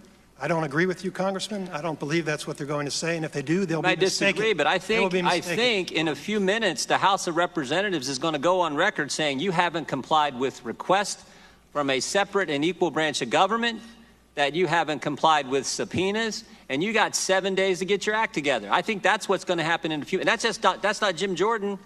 I think that's the House. I think that's a majority of the House of Representatives. In just a few minutes, I think that's going to happen. And I want to know why you won't give us what we've asked for. Sir, I certainly hope that your colleagues are not under that impression. That is not accurate, sir. And it is accurate. We have caught you hiding Mr. Chairman, can we allow the witness to answer? Mr. Chairman, point of order. We can go to Mr. Jordan's press conference and listen to him, but we came here to hear from the witness. The time belongs to the gentleman. Mr. Rosenstein, can we allow him to answer? We have caught you hiding information. Allow him to answer. He will be permitted to answer when Mr. Jordan. Why do we have them here? We'll allow him additional time to answer. Why are they not allowed to answer? The gentleman's out of order. The gentleman from Ohio is recognized. Mr. Rose, let me make this one point, then I'll let you answer. Mr. Jordan, I'd like let me make this one point, sir. Where we've caught you hiding information, then you can answer. Why did you hide the fact that Peter Strzok and Judge Contreras were friends? Why did you redact that in the documents you gave to us? Judge Contreras is kind of important. FISA court judge, more importantly, just as importantly, the judge that heard Mike Flynn's case. Why did you try to hide that from us? Mr. Jordan, I appreciate you giving me the opportunity to respond. I've heard you make those sort of allegations publicly on TV. I got the, and if you let me respond, sir. Mr. Chairman, he should be given the opportunity. Now, Mr. Jordan, answer. It's redacted. I am the Deputy Attorney General of the United States. Okay? I'm not the person doing the redacting. I'm responsible for responding to your concerns as I have. I have a team with me, sir. It's just a fraction of the team that's doing this work, and whenever you brought issues to my attention, I have taken appropriate steps to remedy them. So your statement that I'm personally keeping information from you, trying to conceal information. You're the boss, Mr. Rosenstein. That's correct. And my job is to make sure that we respond to your concerns. We have, sir. Now, I've appointed Mr. Lausch, who is managing that production. And my understanding is it's actually going very well, sir. So I appreciate your concerns. Again, I think the House of Representatives is going to say otherwise. But your use of this to attack me personally. Why did you? It's not wrong. Point of order, Mr. Chairman. May the witness be permitted to answer the question? It's not personal. The gentleman will suspend. The witness is going to have an opportunity to say whatever he wants at the end of Mr. Jordan's 5 minutes. Until the it is end not of those personal. 5 minutes, they're his time. I appreciate your service. It's not personal. We just want the information. Why did you tell Peter Strzok not to answer our questions yesterday? When I asked Peter Strzok if he'd ever communicated with Glenn Simpson, he gave us the answer he gave us dozens of times. On advice of FBI counsel, I can't answer that question. Why couldn't he answer that question? Mr. Jordan, I appreciate your sincere concerns, but I didn't give Peter Strzok any instructions.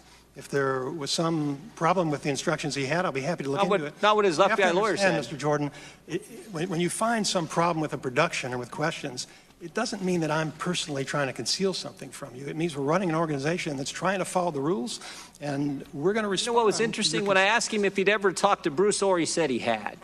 Said he had 3 times in 2016 and 2017. Then I asked him, have you ever talked to Nellie Orr? And he said, no, I haven't. I said, well, why can you answer that question? Because Nellie Orr worked for Glenn Simpson, worked for Fusion. He could answer that question, but he couldn't answer because FBI counsel told him he couldn't. He couldn't answer the question whether he'd ever communicated with Glenn Simpson, a journalist. Why couldn't he answer that question? Mr. Jordan, I appreciate you saying it isn't personal. Sometimes it feels that way. How do I know, sir? I mean, you interviewed Mr. Strzok. I didn't, so I can't Works for you. Doesn't work for us. There are 115,000 people who work for me, sir. Mr. Rosenstein, did you threaten staffers on the House Intelligence Committee? Media reports indicate you did. Media reports are mistaken. Sometimes. But this is what they said. Having the nation's #1 law enforcement officer threaten to subpoena your calls and emails is downright chilling. Did you threaten to subpoena their calls and emails? No, sir, and there's no way to subpoena phone calls. Well, I mean, I'm just saying. I'm reading what the press said. I'm reading what the press said. I would suggest that you not rely on what the press says, sir. Well, I didn't ask if there's no way to do it. I asked if you said it. If I said what? What I just read you. No, I did not. Well, now who are we supposed to believe? Staff members who we've worked with, who've never misled us, or you guys who we've caught hiding information from us, who tell a witness not to answer our questions? Who are we supposed to believe? Thank you for making clear it's not personal, Mr. Jordan. Well, I didn't. I'm saying the You should Department of believe Justice. me because I'm telling the truth and I'm under oath.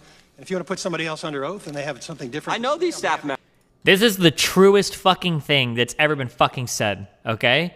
If you have a case and you want to talk to somebody, don't take somebody that's under oath and try to make them answer for shit that people say to the fucking media, okay?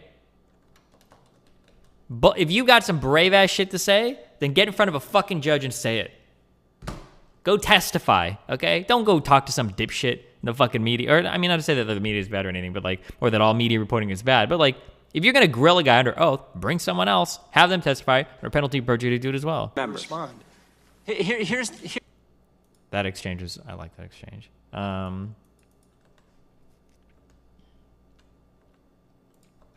Breaking news. Erie, Pennsylvania, USPS whistleblower completely recanted his allegations of a supervisor tampering with mail-in ballots after being questioned by investigators, according to the IG, Investigator General? Wait, what does IG stand for? Fuck. Here are some facts. Richard Hopkins is a USPS employee in Erie, Pennsylvania. Inspector General, not Investigator General. Inspector General, yeah. He signed a sworn affidavit with allegations of ballot tampering / fraud and went public through Project Veritas. Hi, Stephen. It's Anna. Please answer. Help me, moo. Interesting, though, that when the feds get involved, well, if I have to actually talk to the police, but Project fucking Veritas. That was the guy that Project Veritas was going to go public with? Hey guys, my name is Dan Purdy, and I am indeed a gay black man. The message that you saw on Dean's Twitter was posted. I don't actually know how it was posted, but I did send it to him because I had a problem with how people of my race and sexual persuasion are treating Donald Trump. I don't have a problem with Donald Trump on those levels, and I don't understand why so many pretend to. Donald Trump has never done anything to hurt me, either as a gay man or as a black man, nor has he done anything to hurt anybody in the 4 years that he's been in office, because he hasn't had time to. So what's the big deal? I sent that message to Dean. Dean accidentally posted it somehow, and that's the end of the story. No, he's not a sock puppet. No, I'm not a bot. I hope you understand. Hey guys, my name is Dan Purdy, and I am...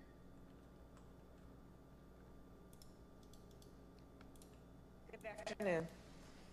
Today, the Supreme Court heard arguments in a case that could strike down the Affordable Care Act in its entirety. If the Supreme Court agrees with the opponents of the act, their decision could take health care away from 20 million Americans. It could take away protections from more than 100 million people with pre-existing conditions in our country and hurt the millions of Americans who have come to rely on the Affordable Care Act. Getting rid of the Affordable Care Act will take us backward to a time when people could charge a woman more for her health care than they could charge a man, simply because she's a woman. To a time when pregnancy could be considered a pre-existing condition. It will take away free birth control and contraceptive coverage for women. This is all happening at a moment when our country is suffering through a pandemic that has claimed more than 238,000 lives. And we all know that if the Affordable Care Act is struck down, communities of color would be hit particularly hard. Black, Asian, Hispanic, and Native American, because they are at a greater risk of pre-existing conditions from asthma to diabetes to lupus. And they are also 3 times as likely to contract COVID-19 and twice as likely to die as others. Now, I know we all know that we just had an election in America. An election where health care was very much on the ballot. Our country had a clear choice in this election. Each and every vote for Joe Biden is a statement that health care in America should be a right and not a privilege. Jesus. Each and every vote for Joe Biden was a vote to protect and expand the Affordable Care Act, not to tear it away in the midst of a global pandemic. And Joe Biden won the election decisively, with more votes than have ever been cast in American history. It amounts to 75 million voices and counting, calling on the Supreme Court to see this case for what it is, a blatant attempt to overturn the will of the people. And the President-elect and I cannot let that happen. And now it is my honor to introduce President-elect Joe Biden.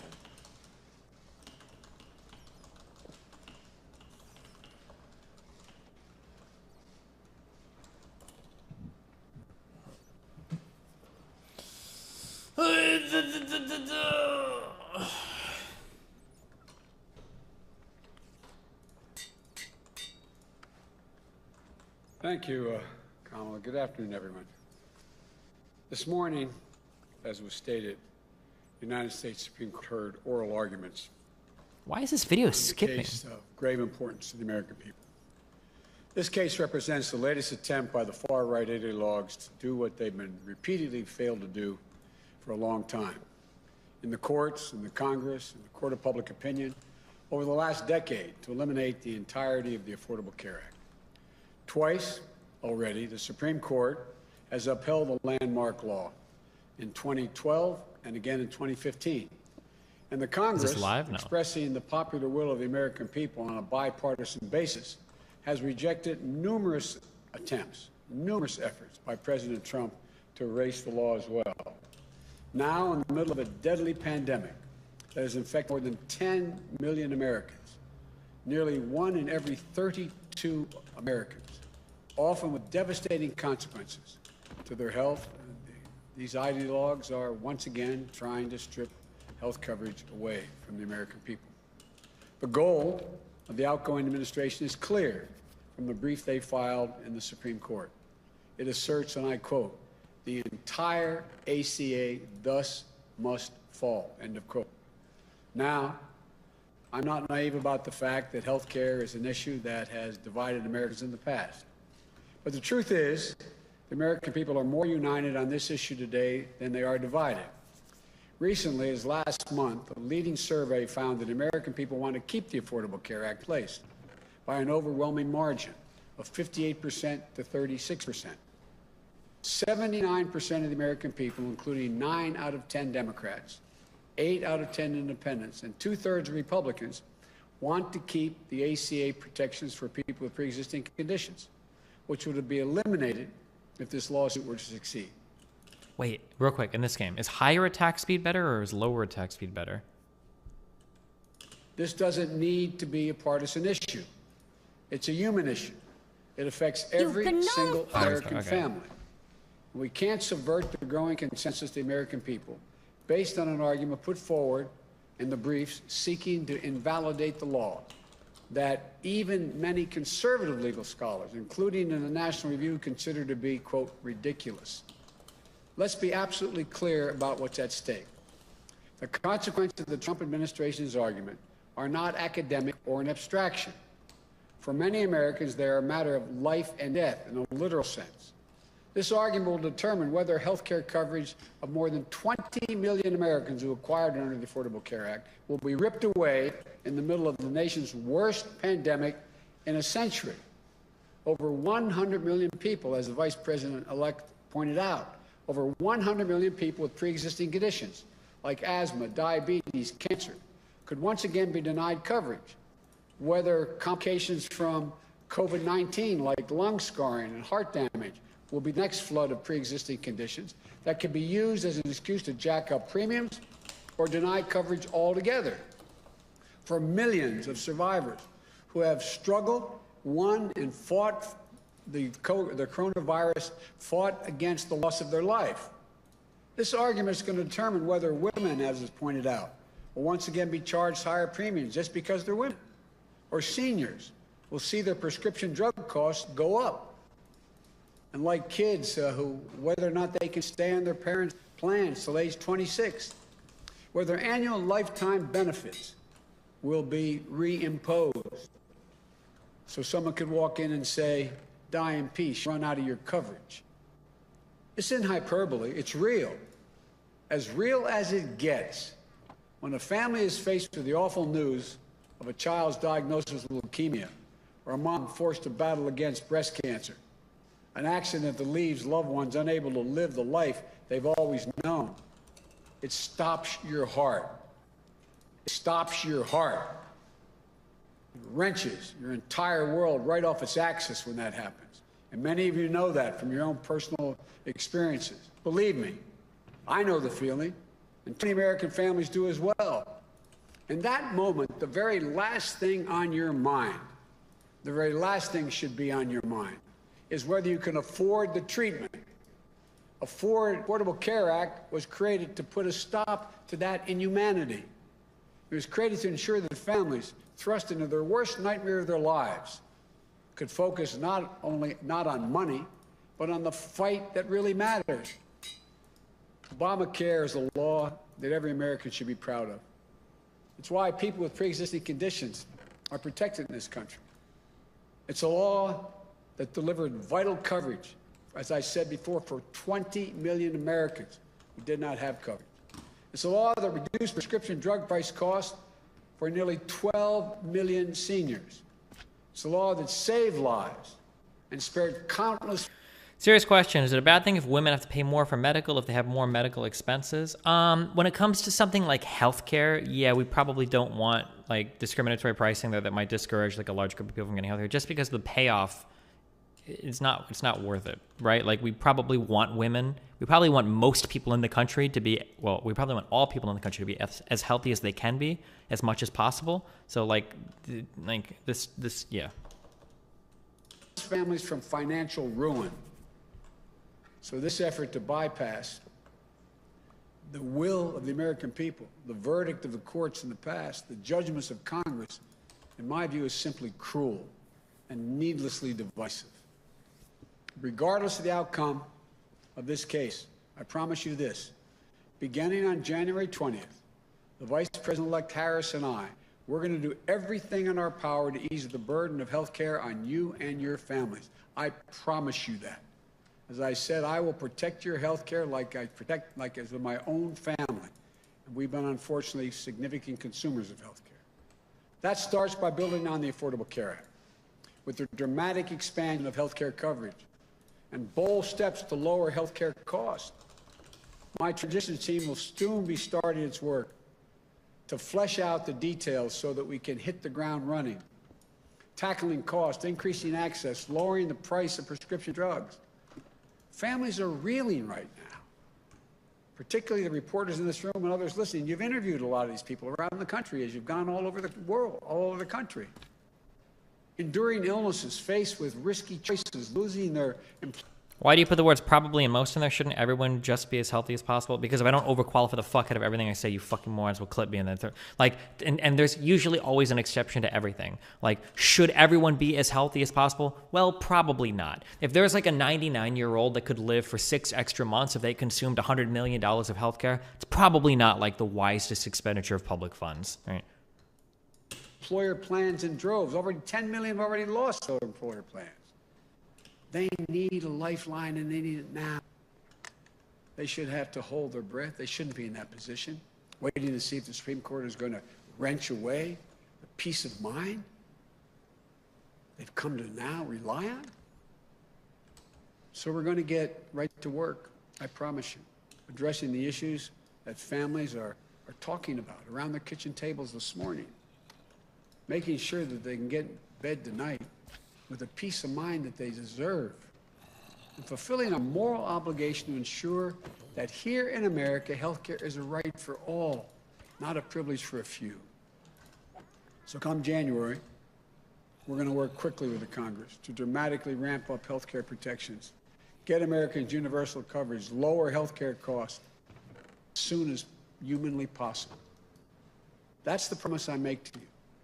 We're going to fight for your family's health coverage the same way we fight for our own family's health coverage.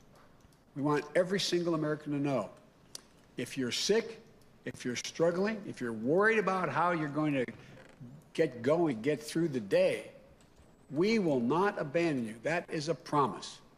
We'll not leave you to face these challenges alone. We're going to get through this. We're going to get through it together. And we're going to build a healthcare system that puts you and your families first, and that every American can be proud of.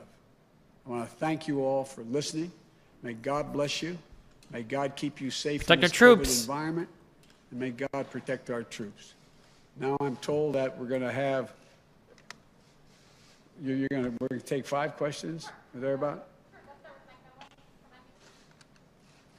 Okay.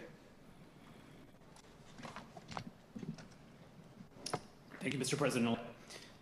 During the campaign, you said you were not naive about how difficult it would be to unite the country. It's now 3 days after you were projected as the president-elect. Do you think it's concerning that he's no longer emphasizing the need for a public option and just expanding ACA? Move forward to give you access to what you need to do to begin the work of your transition. Just a few minutes ago, the Secretary of State, when asked if he would cooperate with a smooth transition, he said there will be a smooth transition to a second Trump administration. I wonder if you have a message for the president who may well be watching right now, and how do you expect to be able to work with Republicans when so many have thus far refused to even acknowledge your victory? Well, first of all, we are already beginning the transition. We're well underway. And the ability for the administration in any way by failure to recognize this our win does not change the dynamic at all what we're able to do. We've announced yesterday, as you know, the health group that we put together today. We're going to be moving along in a consistent manner, putting together our administration, the White House, and reviewing who we're going to pick for the cabinet positions. And nothing's going to stop that. And so I'm confident that the fact that they're not willing to acknowledge we won at this point is not of much consequence in our planning and what we're able to do between now and January 20th. You've responded to Secretary Pompeo, and I also wonder, you warned during the campaign that as the walls closed in on the president, he would behave more erratically. Yesterday, he fired his defense secretary on Twitter. Are you worried that he's disabling the government? And what are you saying to the world leaders who are calling you at this point about the situation here? Well, first of all, I'm letting them know that America's back. We're going to be back in the game. It's not American alone. Number one, I've had the opportunity to speak with now 6 world leaders, and the response has been very fulsome, energetic, and they're all looking forward to being able to, from Great Britain to France, to Germany, to Canada, et cetera, and Ireland. So I feel good about the ability to. I said when we announced that the next president is going to inherit a divided country and a world in disarray. Infinite armor shards, The thank you. reception and welcome we've gotten around the world from our allies and our friends has been real. I'm having a number of other calls to return, and so I feel confident that we're going to be able to put put America back in the place of respect that it had before.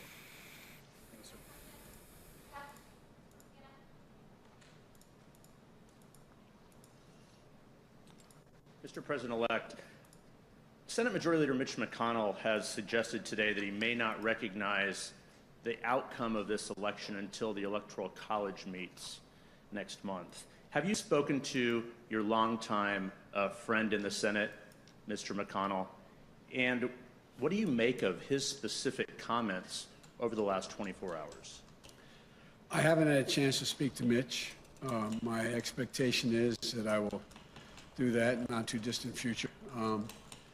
I think that the whole Republican Party has been put in a position, with a few notable exceptions, of being mildly intimidated by the Destiny, on the point that the left needs to calm their rhetoric down, most voters agree with the leftist positions. See this Fox News on-air poll. This is Fox's polling. I've already clicked the tweet. I think I know what he's talking about, but in case I don't, it's going to be really vague shit that most Americans agree on, and it's not actually going to be the leftist positions that moderate Dems complain about. I'm pretty sure it would, but let's check. Changing to a government-run healthcare plan. This is very vague. Change the wording to eliminate all private insurance, and you get a far different answer. We've seen this in polling before. Okay?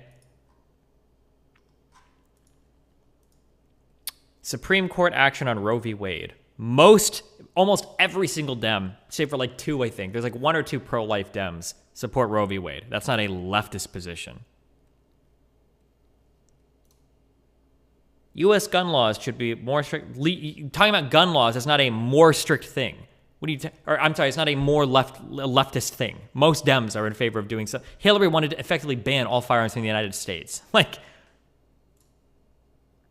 What should happen to illegal immigrants? Pathway to citizenship. None of these are far leftist positions. The far leftist positions that moderate Dems are complaining about are things like abolish the police, okay, or eliminate all private health insurance. These are the things that most far leftists. So last weekend was are pushing for. The sitting president, but there's only one president at a time. He's president. We're going to have the Electoral College. We'll be making their judgment in December. It'll be announced in early January. But in the meantime, I hope to get a chance to speak to Mitch. If I could follow up, without transition funding, will you be able to go through with the proper transition that's needed? Would you like access to the PDB, and will you authorize legal action, or would that be too divisive, do you believe? We can get through without the funding. We're in a position that we feel very good about. There's nothing that slows up our efforts to put things together. Obviously, the PDB would be useful, but it's not necessary. I'm not the president now. And so we don't see anything that's slowing us down, quite frankly. Thank you.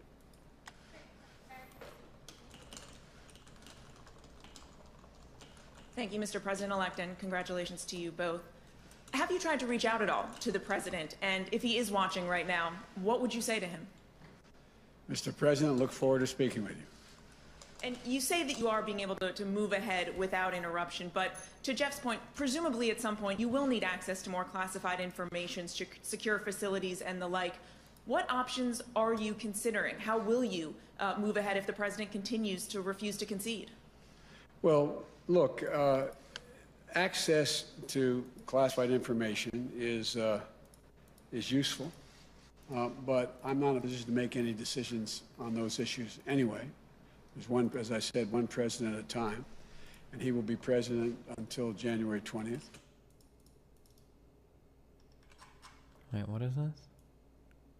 The Amy Klobuchar declined to prosecute the cop who wanted to kill George Floyd. This is just a fucking lot. Hold on. I hate this stupid fuck. God, she's so stupid. Amy Klobuchar was already on her way to the Senate. She wasn't even sitting as a prosecutor anymore when this case came before the court. She had no say in this at all.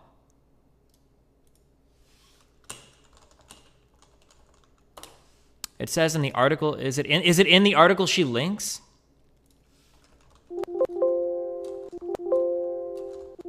spelling fun. Oh, wait, fuck. I don't see this here. Pink Floyd. Fuck me. I always spell this wrong. Okay, fuck this guy's last name.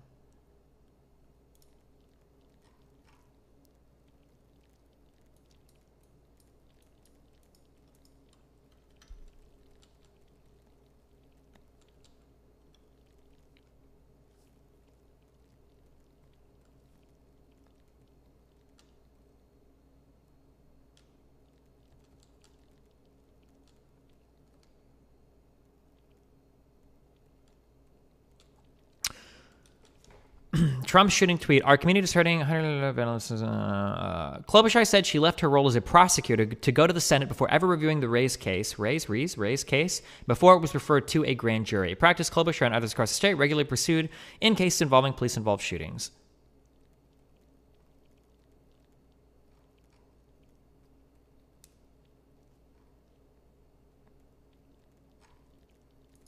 Like, she didn't do this.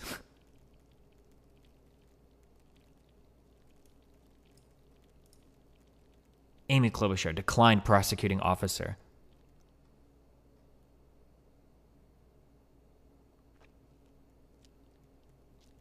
What is their source here?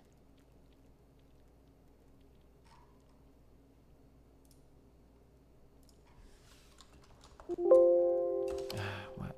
Stop with all the fucking pop-ups. Oh my God, I don't want your newsletter. Whew. Sorry.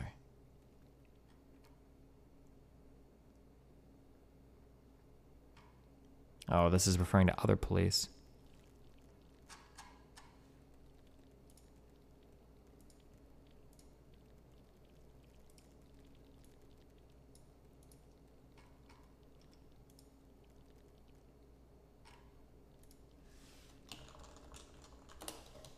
That seems hungry.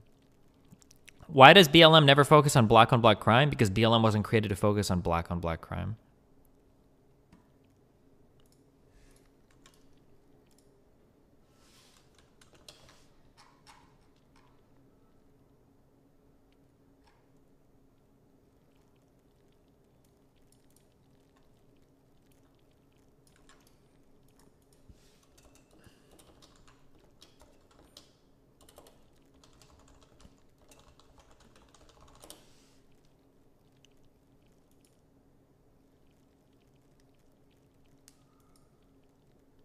Wait, is this the same case? Hold on. We're not fucking up, are we?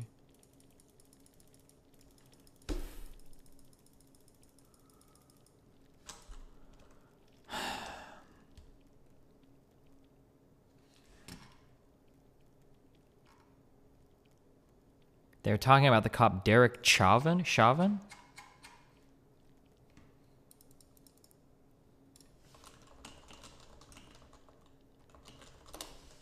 How is it different? Does it...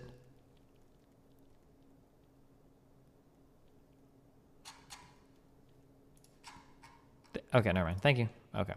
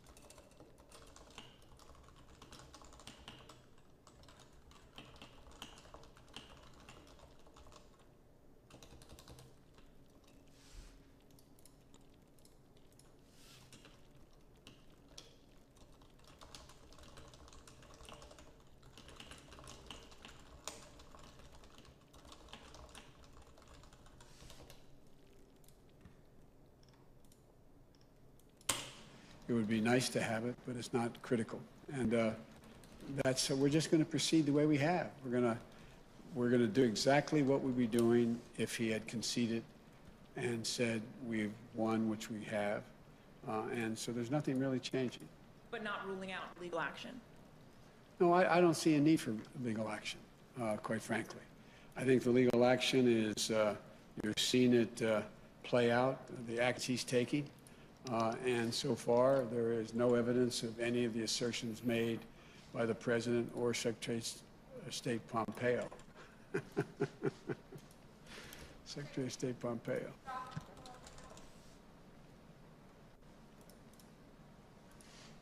Thank you, Mr. President-elect.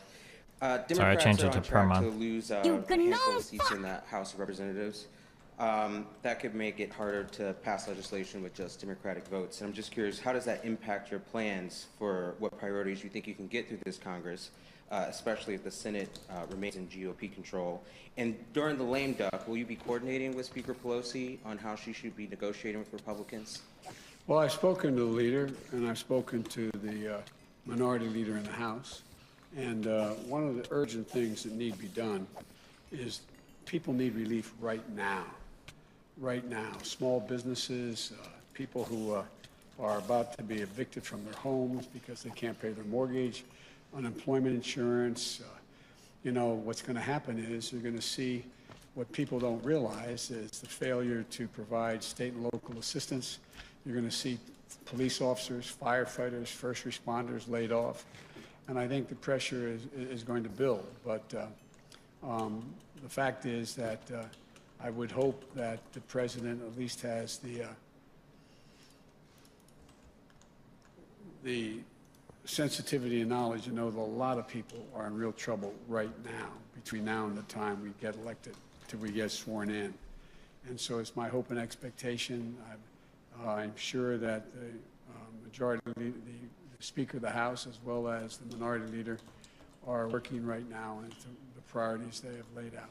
But do you plan to be active in those negotiations? Destiny, from what I've seen, you're not right on guns either. You want a 4473 filed for all gun purchases, electronic ATF records. The right is for sure against all of that. You're enlightened center, LOL. Most reasonable people are in favor of these things. The only people that are opposed to these are NRA dipshits or whatever. I think most people, we can look up polling actually. Americans on private sale loophole. I'm pretty sure most Americans are in favor of closing this polling.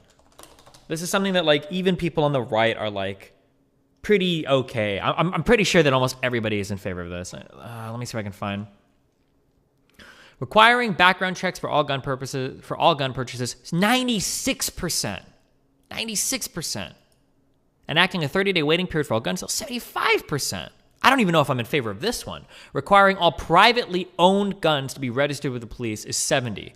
1 and 3 here seem to imply pretty heavily filing this, the forms for every single person. That's how I read this, right? And this is, once you're past 50%, then you're reaching across party lines. These are like bipartisan supported things. I don't think I'm far right on guns. Like I think most people, or I don't think I'm centrist or far left on guns. I think most people agree with like these basic things that we can do to change our gun shit.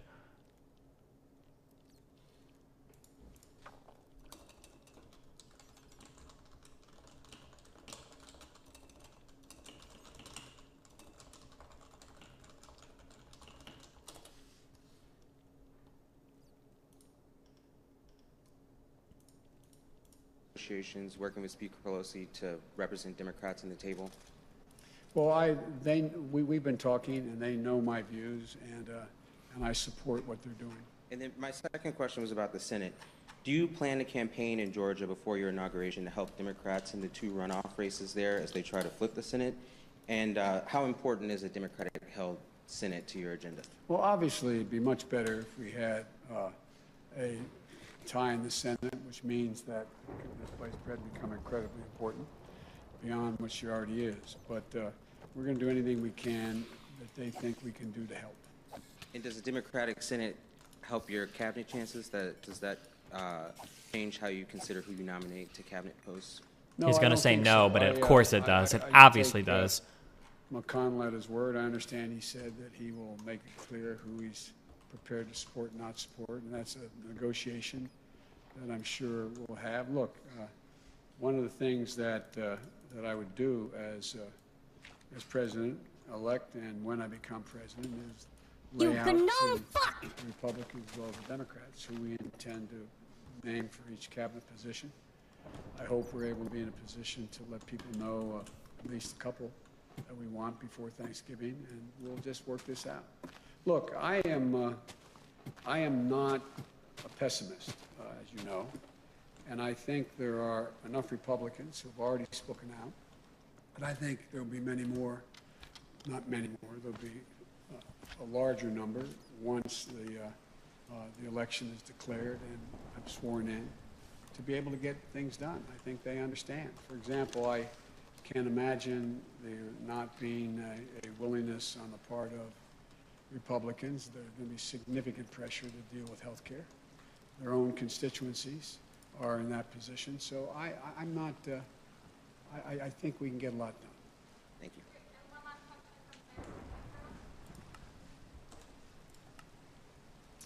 Sir, what do you say to the Americans that are anxious over the fact that President Trump has yet to concede and what that might mean for the country?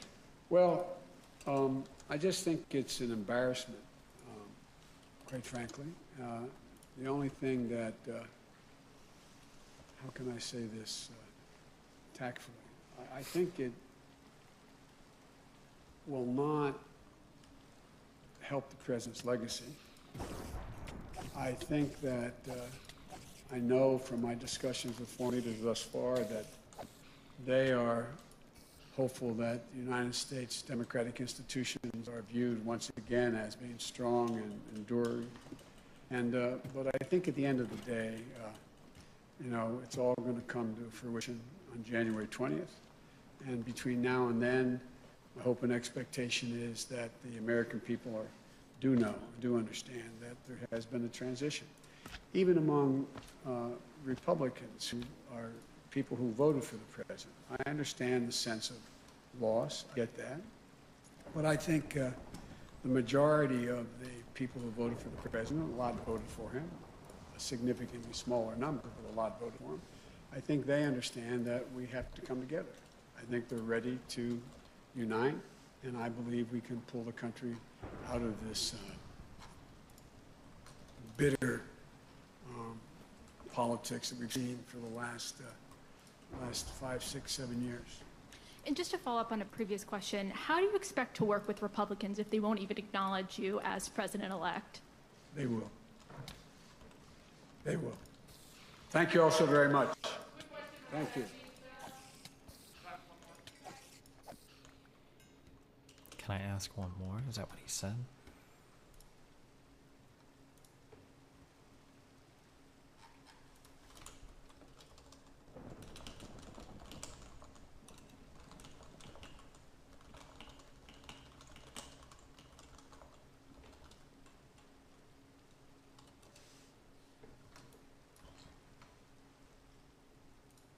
Pretty uneventful, right? I mean, I can't really think of anything that happened. Oh, there was some big news. A vaccine. Now, people were going a bit bananas online, so I was warming up my fingers, ready to tweet my usual anti-hype, cold water pouring, Debbie Downer, let's not go crazy guys message. But when I started to read about it, I actually felt a bit more optimistic. So here's a very quick rundown of the basics. And it can be quick because so far all we have is a press release. And that's an important point to stress. We need to wait for the full results, but we can say a few things. Remember the big news about dexamethasone? That was also broken without the full paper being released. However, there was much more information in that press release, and the whole protocol had already been published, which we don't have here. But nevertheless, here's what we have so far. BioNTech is a German company that developed the vaccine and partnered with every aging man's favorite drug company, Pfizer. And these are the preliminary results from a phase 3 study, the final stage of drug or vaccine development, based on 44,000 people who've been recruited. It's a randomized controlled trial, so half of those people got a placebo and half got the real vaccine. And of course, none of them will know which one they got. Overall, 94 people so far have got proven COVID-19, which is one of the pre-specified landmarks. We don't know how many of those got the real vaccine, but if they're saying it's 90% effective, then a maximum of 9 people out of that 94 can have received the real vaccine. The remaining 85 must have got the placebo for them to make that claim. And that's really impressive and well above the efficacy required for approval. Funnily enough, Pfizer actually said that they... I think, aren't most vaccines like 60 to 50, like, isn't it like 40 to 50% effective? How effective is the general like influenza vaccine? Reached this number of cases earlier than expected due to the sharply rising infection rates in places like the US. So I guess every airborne COVID droplet cloud does indeed FDA said they'd approve a have 50% silver lining. Gotcha. Final approval will be sought when 164 participants have been infected. Again, I assume that's from a power calculation. No safety concerns have so far been raised. The vaccine requires 2 doses, about 3 to 4 weeks apart. It's a messenger RNA vaccine, which would make it the first mRNA vaccine to be approved in humans. And messenger RNA is the way that a little bit of code is taken from the DNA source file to the 3D printer that is your ribosomes. And so what the vaccine does is use the spike protein code from coronavirus virus to synthesize more copies, which your body can then use to make antibodies and train T cells to attack cells that are producing the virus. And if you do then get infected, your body already has defenses against SARS-CoV-2. And it's a good platform to build upon if the virus mutates significantly, because it could be adjusted reasonably easily, in theory.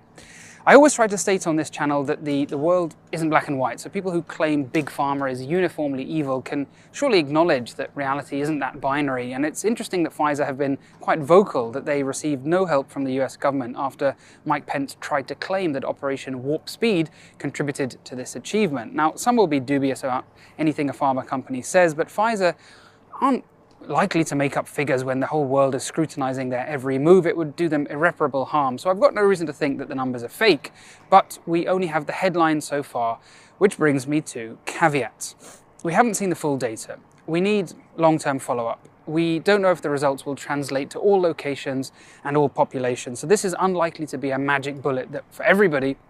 And other vaccine efforts like Oxford AstraZeneca's or Moderna's, actually I think there's more than 150 different teams working on vaccines, will hopefully all work as well. We probably will need a multi-pronged approach. You know, kind of like how Ants and Bug's Life came out at the same time, or Deep Impact and Armageddon. Olympus Has Fallen and White House Down, Jobs and Steve Jobs, Friends with Benefits and No Strings Attached, The Prestige and The Illusionist. You know, I think I might have got distracted here. So other caveats, we don't know how long immunity lasts. We don't know if it's true immunity or whether people are just getting milder versions and hence not getting tested or not feeling anything, but they are still infective. The vaccine requires quite specialist storage at -80 degrees, which makes local health centres less likely to be able to help with vaccination attempts, which was the plan certainly in the UK, not to mention huge challenges for the developing world. Finally, the biggest challenge isn't going to be about the vaccine itself, it's going to be about logistics. Pfizer say they can make 1.3 billion doses by the end of next year, but remember, you need 2 doses, so that's only enough for 650 million people, and we need something like 4 billion people worldwide to be vaccinated for herd immunity. You thought the queue outside the supermarket was bad, you haven't seen anything yet. The logistics of an operation this big are just bewildering.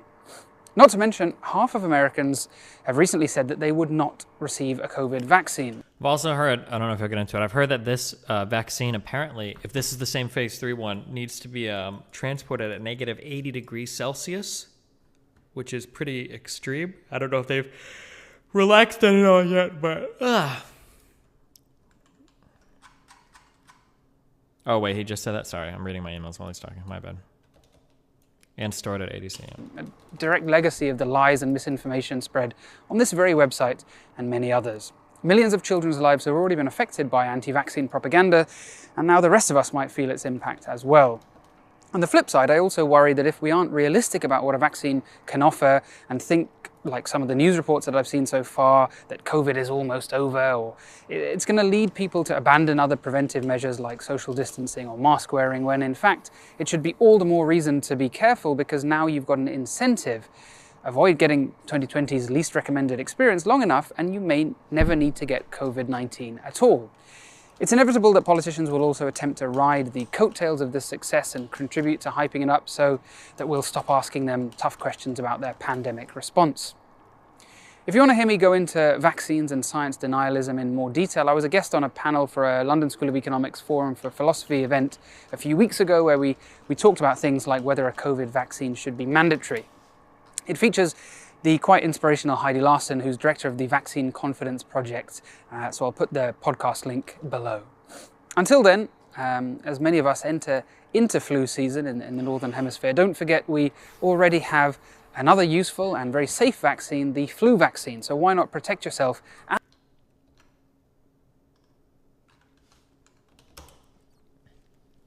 Said Joe Biden, you've just told me Joe Biden is not the winner, so you are arguing it. Don't say you're not arguing it. You are. He is, darling, I told you that he is not the president-elect of the United States, which he is not. He has not been certified by each state secretary of state, and the Electoral College has not met yet. So if you want to be a proper Brit and be technical, those are the technicalities. You know, everyone. Okay, he is recognized as the president-elect by Republican president, former Republican president. Fuck.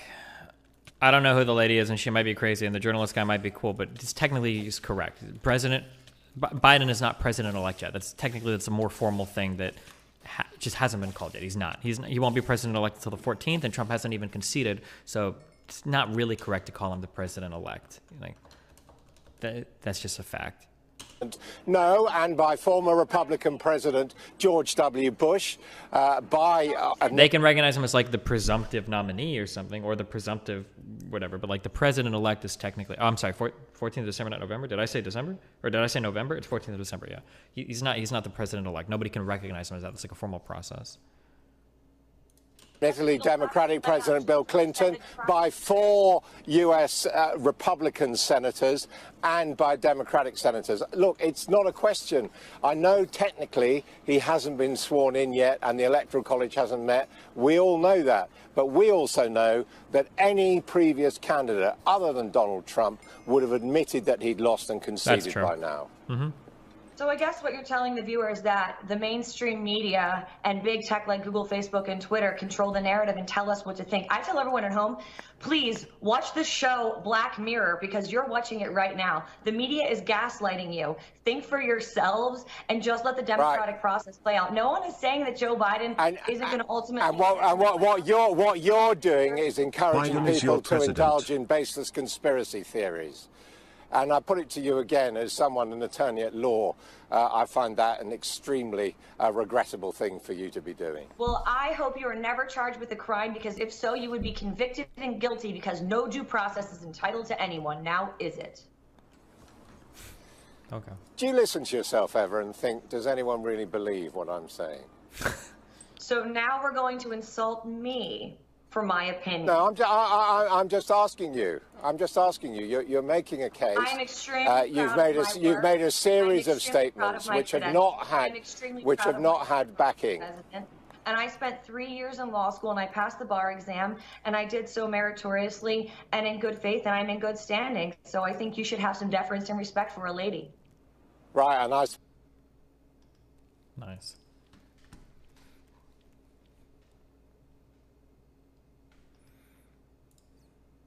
Thomas Sowell. This is the guy that I think this is like the one black economist that everybody cites that's a Republican. It's like, look, we're not racist. He's a black economist. He agrees with us. Black people suck.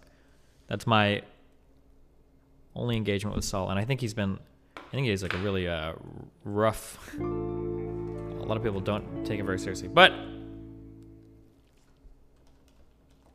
wow, Pichu, thanks for the raid. Thanks, bud. Goes to Biden, there's a good chance that the Democrats will then control all the 2 branches of Congress and the White House. And considering the kinds of things that they're proposing, that could well be the point of no return for this country.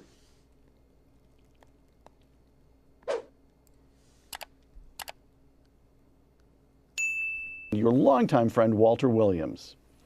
Now we come to current politics. The bottom line is that President Donald Trump does not have the personal character that we would want our children to imitate, but save his misguided international trade policies, has turned out to be a good president. Tom? I think his policies have been, by and large, policies that were... Okay, can we get the killer question? Can we get, besides the stock market continue to go up and black and Hispanic unemployment continue to fall, can we get any other talking point besides these 2 things? That's the question. Here we go. Good luck. Far better than that of previous Democratic or Republican administrations. So I go by the consequences. Okay. I mean, he hasn't produced the right rhetoric, but the fact is that unemployment among low-income people, Black, Hispanic included, is at a level that is far lower than it's been in decades. Yeah, the economy is booming in a way that no one had predicted. Okay, where did these talking points come from? Because I feel like I hear these exact same talking points from every single person that I've ever heard talk about Trump. Well, Black and Hispanic unemployment are lower than it ever had been, and the stock market kept going up. Okay, is there any other talking points that we can get besides these two things? We got 10 more minutes to go. 11 more minutes. Let's hear it. People like Paul Krugman was saying that when Trump gets in, the economy is going to tank. No, the economy hit new highs. All right. But there are so many people among the intelligentsia, especially, who are absolutely immune to facts. It's as if they took their anti-fact shots every year, and the facts will just not affect them. So this brings us back. I can understand. I mean, I really can. My understanding is limited, which is why I'm going to put this in the form of a question. I can understand the never-Trumpers who don't bother me with economic boom because this man is on my television screen every single night and I can't stand him. I can understand. I can see that impulse. What fallacy is I it can when someone understand what says they feel. black people can't be oppressed because there are rich black people? I keep forgetting. Thanks, buddy. It's called the fallacy of the 80 IQ speaker. Consecutive president of the United States that I automatically turn off when I'm watching on television. All right. Keep the remote right next to your hand. Okay. Who was the first? Obama. Got it. We should stop rewarding wealth and start rewarding work a little bit. Let's raise the capital gains tax for people making over $1 million a year to ordinary income. Let's reverse the Trump tax cut. Those of the left often act as if human beings are just like inert blocks of wood, or like chess pieces that you can move around on the chessboard to put wherever you want to carry out some grand design. But of course, people react to these things. In the early 20s, the tax rate on the top income was 73%. And the people making over $100,000 paid something like 30% of all taxes. By the end of the decade, the tax rate on the top had been cut to 24%. People making over $100,000 now paid 65% of all taxes. And the reason is quite simple, that when you have the tax rate at 73%, people simply don't pay it. They put their money into tax-exempt securities and arrange their financial affairs. So what we're really talking about, do you want a... Wait, how many tax-exempt securities can you hide your money in? Are there just... Is he implying that these are bad? Or that we should change... How much... If you have ordinary income, how many different ways can you hide this?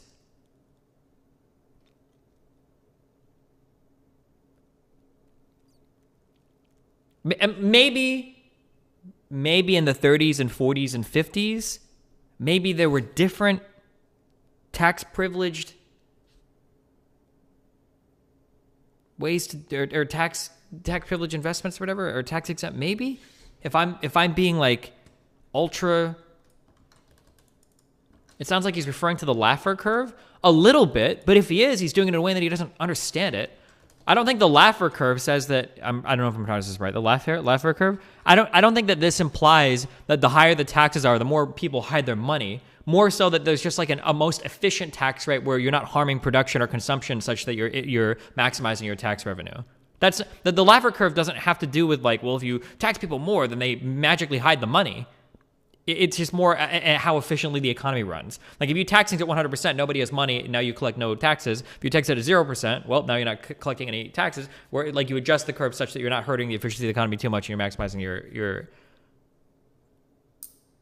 But he knows this. This guy's like I'm pretty sure this guy's like a PhD economist. I'm so curious where all of this ordinary income is being hidden in these tax exempt vehicles.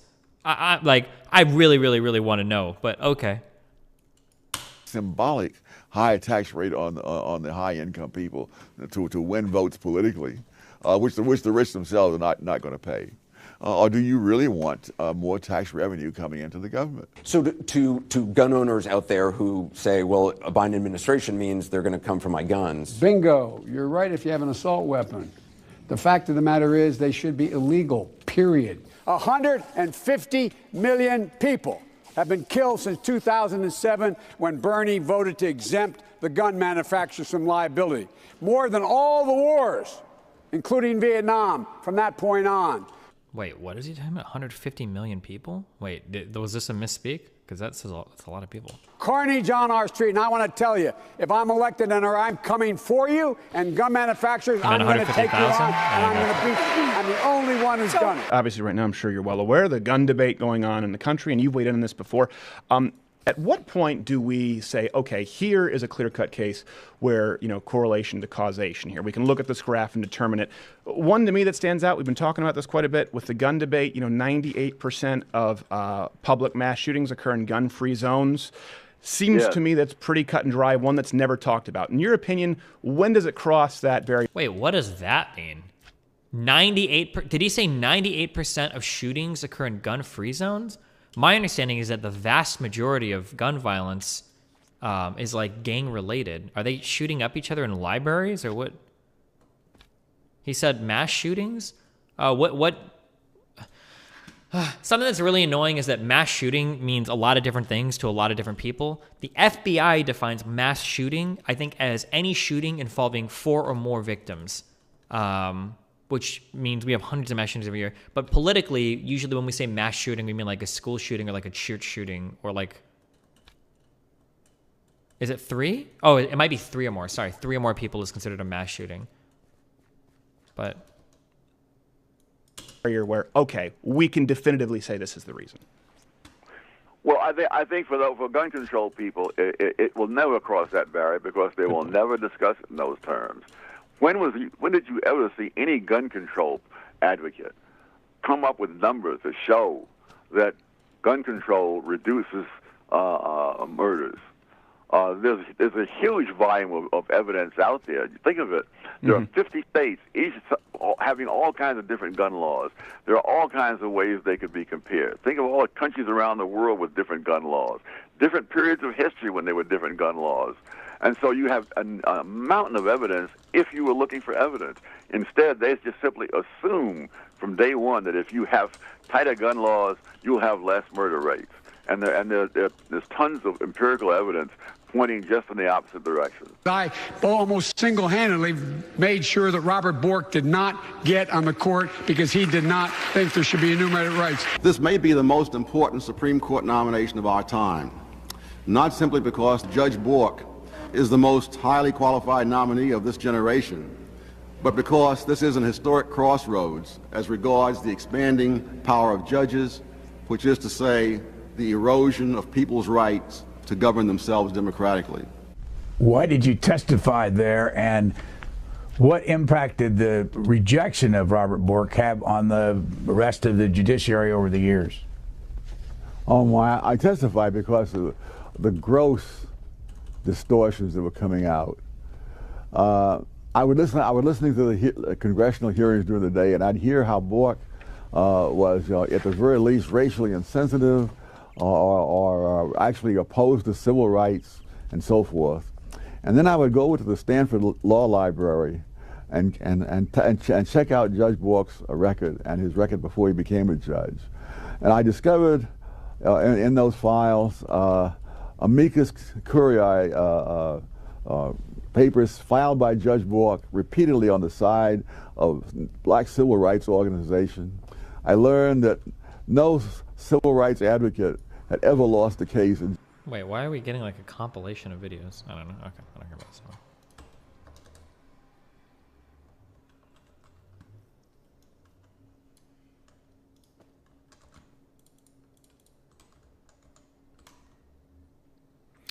Best Interstellar piano cover I have ever heard.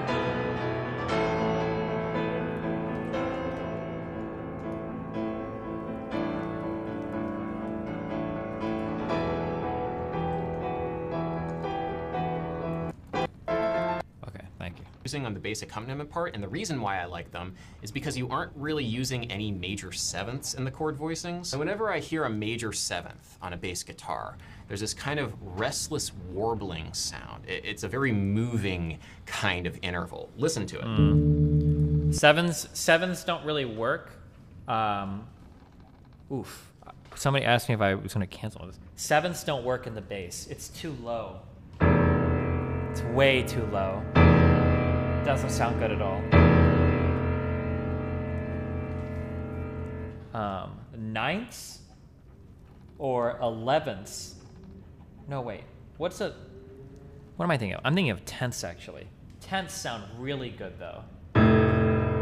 These sound good. I think a tenth is a third an octave, right? A third an octave up.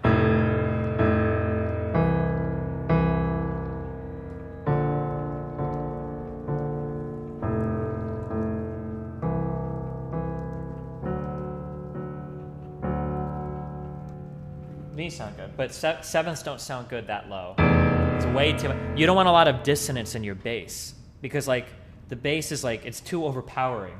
Like you can get away with dissonance in higher registers,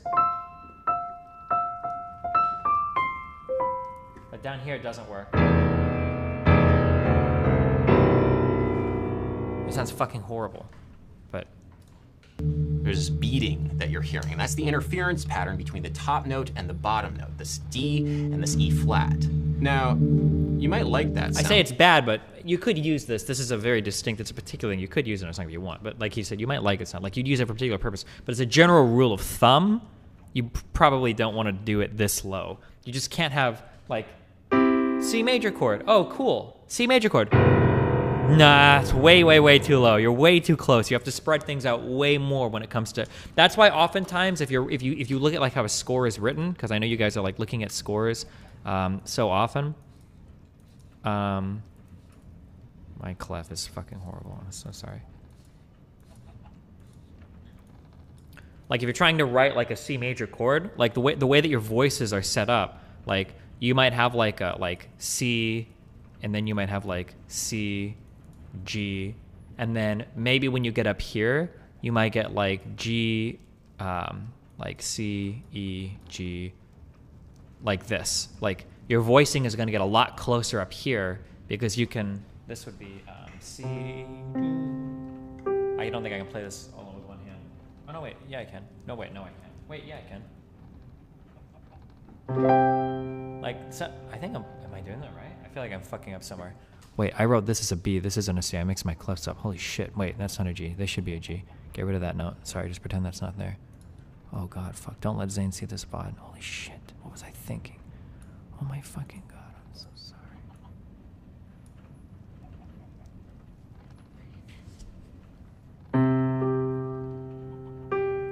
But this G is technically an octave up. This is way too big a chord to play. But basically, like you're gonna see stuff written like this, right? More so than you're not gonna see like if we were writing an F chord, you're not gonna see like F, A, C, like stuff like this would just be way, way, way too harmonically dense. Or there's a word for this. I don't know. The intervals can't be that close together in the bass. For the 7 of you out there that care, there you go. This is an E flat major 7, but I kind of like more resonant, stable sounds out of my bass guitar chords. And so what I do is I replace the sound of major sevenths and also minor sevenths of chords with the ninths of chords. Everyone try to sing low interval limit. I haven't heard that term before, but that might be it, sure. So instead of this D on an E flat major 7, I'll play an F, creating kind of like an E flat 9 chord. There's a lot less movement in the sound than this sound. It's a subtle thing, but it's an important thing to talk about with bass guitar chords because bass guitar can get kind of muddy once you start adding more and more notes to individual chord voicings. Anything you can do to make the chord sound stable and resonant will go a long way to making the chord work for accompanying parts, like the part that you're using here in this arrangement of Overjoyed by Stevie Wonder. Anyway, keep it up. Thank you so much for your submission. Let's check out the next one. This comes oh shit, hold on.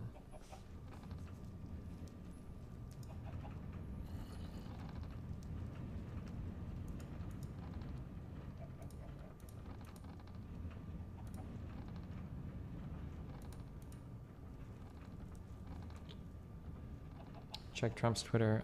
Fuck, do we want to do a music talk right now? I should probably schedule this for a different day, I think.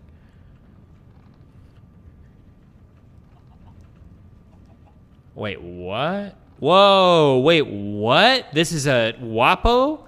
Wait, hold on. This is a really, really, really big meme, if this is actually true.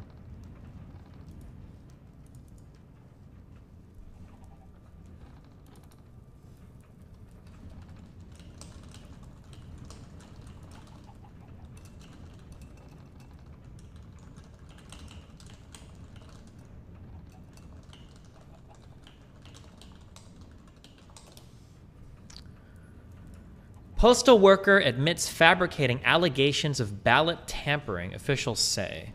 Hold on, wait, let me check my crystals. Oh no, I bet they split. Fuck. Hold on. Guys, the crystals.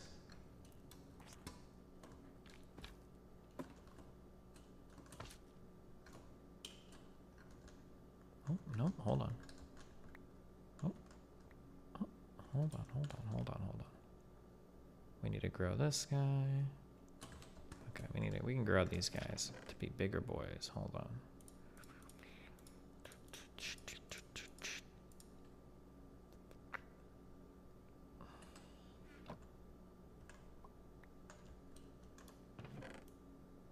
Oh no, Republicans. Step Republican, what are you doing?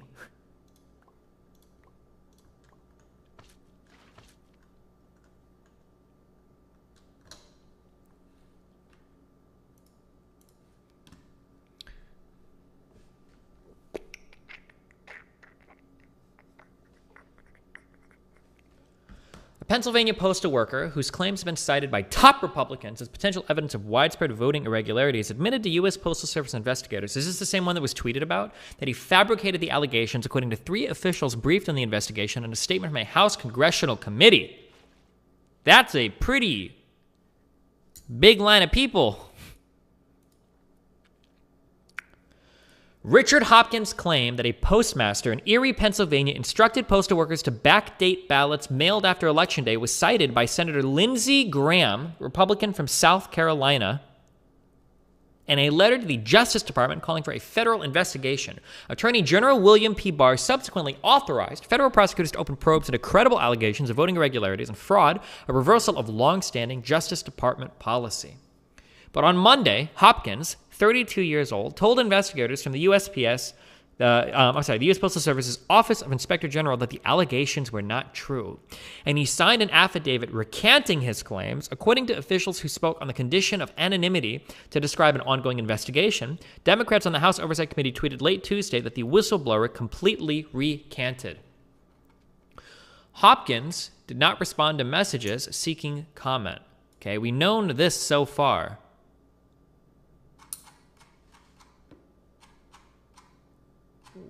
Wait, hold on. Somebody's getting IP banned in chat. Who linked me this story?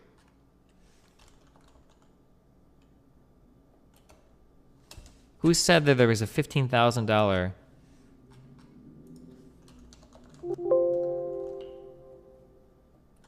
This is the same thing that we read earlier. The tweet said? Oh, wait, fuck. Why did my connection get lost? Postal worker feature, GOP donors give him $130,000? Okay, wait. Where is that in here? Control F 130. Oh, wait.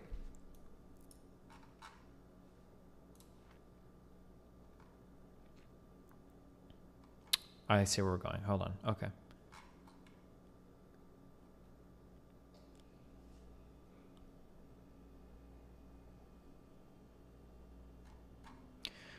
The Erie postmaster called the allegations 100% false, and a Facebook post said they were made up by an employee who was recently disciplined multiple times. The Erie postmaster, Postal Service Inspector, Hopkins allegations without his name first aired last week by Project Veritas, an organization that uses deceptive tactics to expose what it says bias and corruption. Hopkins agreed to attach his name to the allegations, instantly celebrated by Trump supporters. Project Veritas founder James O'Keefe on Saturday hailed Hopkins as an American hero on Twitter. A GoFundMe page created under Hopkins' name has raised more than $136,000 by Tuesday, and with donors praising. Okay, this is a far different. Is this a WAPO writer?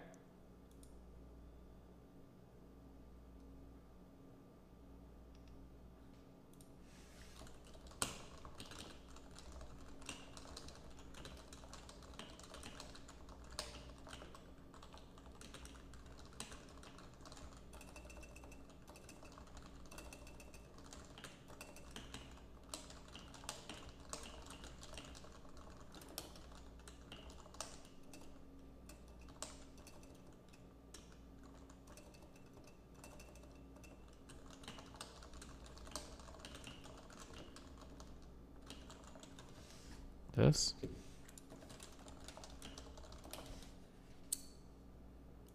What this tweet is really, really, really misleading. It is saying those two things happened. Is it implying that? You're so hold on.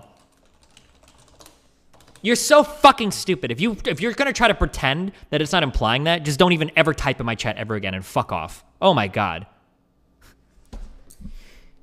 Postal worker featured by Republicans as evidence of vote tampering admits he made it up. GOP donors gave him $130,000. There is an implication of a bribe here. If you don't think so, you're just leave forever. Oh my God. It is clearly what is being implied.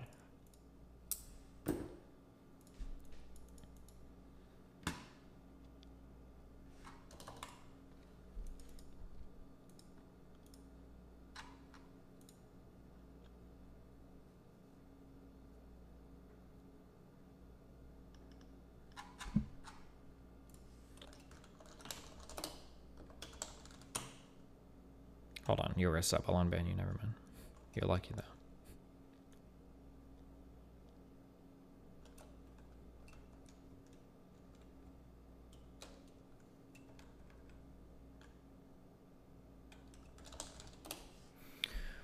My super liberal mom told me the same thing, that he was bribed $130K. I looked it up and had the same reaction. Yeah. So what happened there? What would be a better way to phrase it?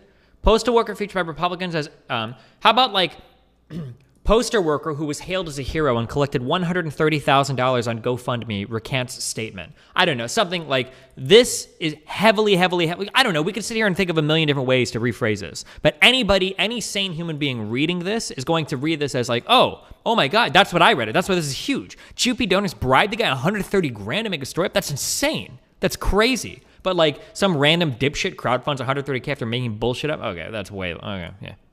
The meat of this story is that the Erie postmaster guy, the USPS guy recanted his story. That's a really big one. Not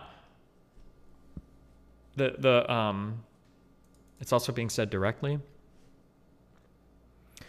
Hashtag voter fraud found. Republicans bribed a post office. Yeah, see, fuck. This is why you don't tweet shit like this. God, it's so stupid. And it's stupid.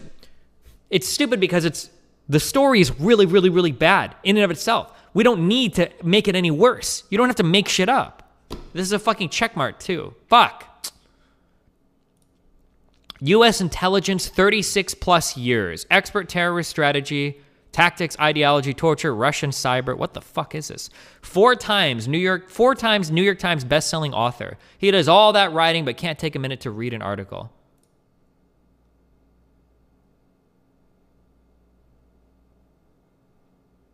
Republicans need to go to prison over this. Republicans didn't do anything wrong. Do you see what this sounds like? GOP donors. What is this? This makes it sound... Dude, this is such a horrible tweet. This is such a horrible fucking tweet.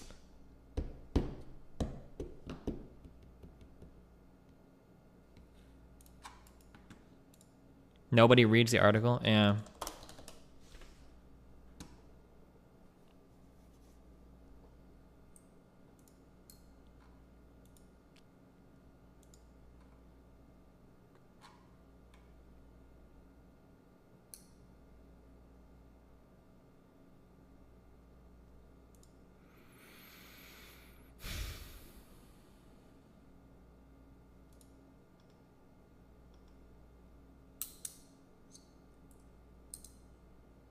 So what really happened is that the dude himself made a GoFundMe to scam people? Maybe. We don't even know if it's his GoFundMe, but...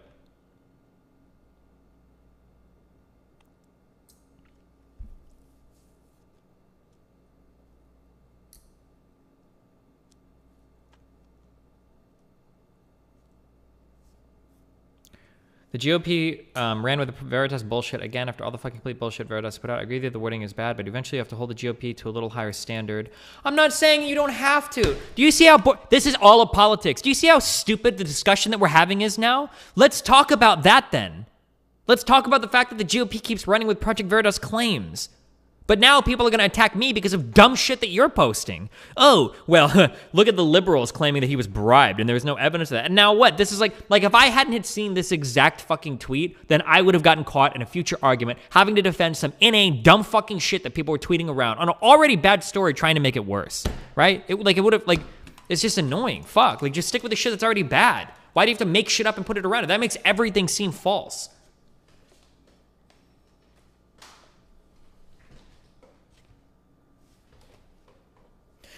I love you all. You know what? Actually, I don't know if I love you all. Fuck some of you. Okay. No, go over there. Yeah, get in there.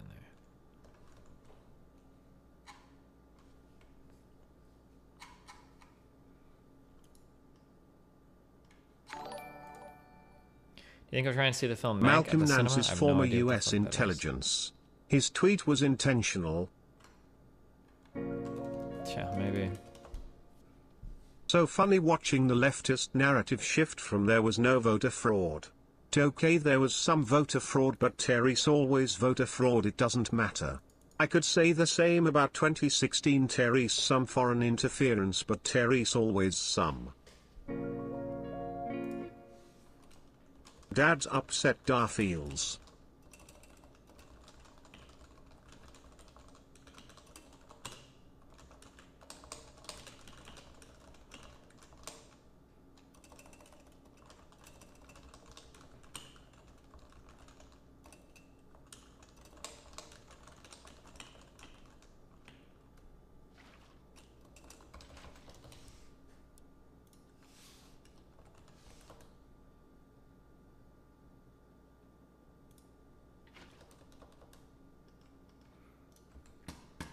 Okay.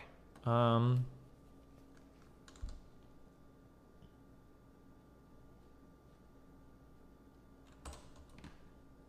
we were gonna make a tinker's pickaxe.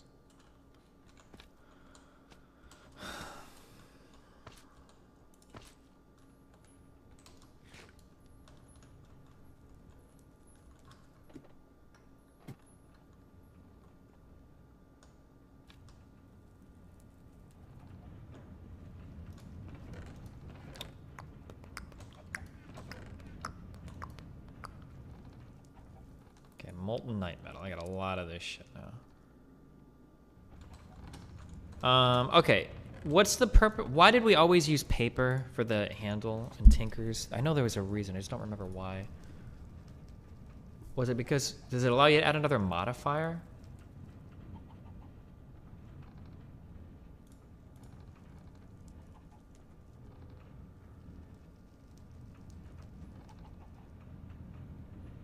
Paper gives one extra modifier.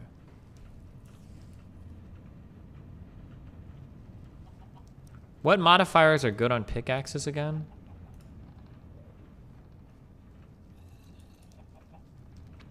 Adding redstone to a tool seems to increase its speed. Redstone mining speed is more potent on slower tools. Oh, it was redstone and lapis. That's what you would always add a fuck ton of, right?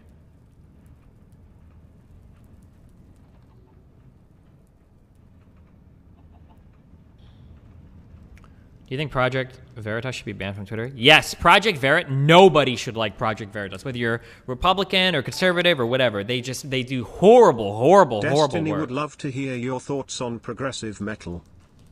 I love it. Prog metal goes burr, burr, burr, burr, burr, burr, burr. Hold on one second. I'm gonna use the restroom real quick. You can get a Red Bull. Plus you're white.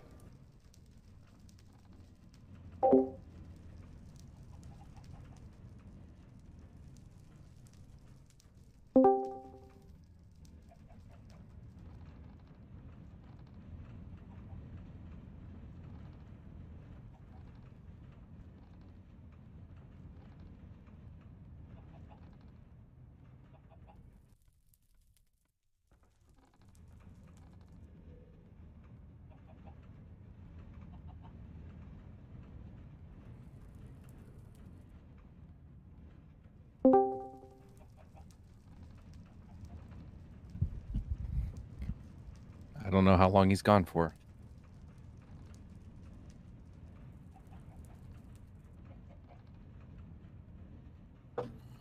Let's see if we can get to the good part.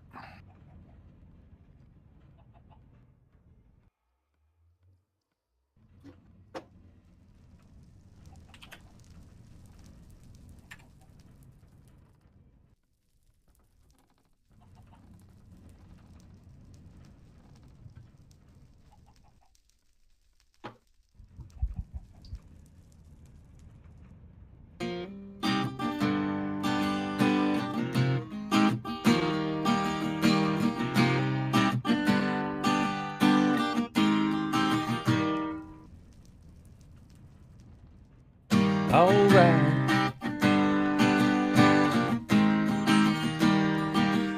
Oh yeah.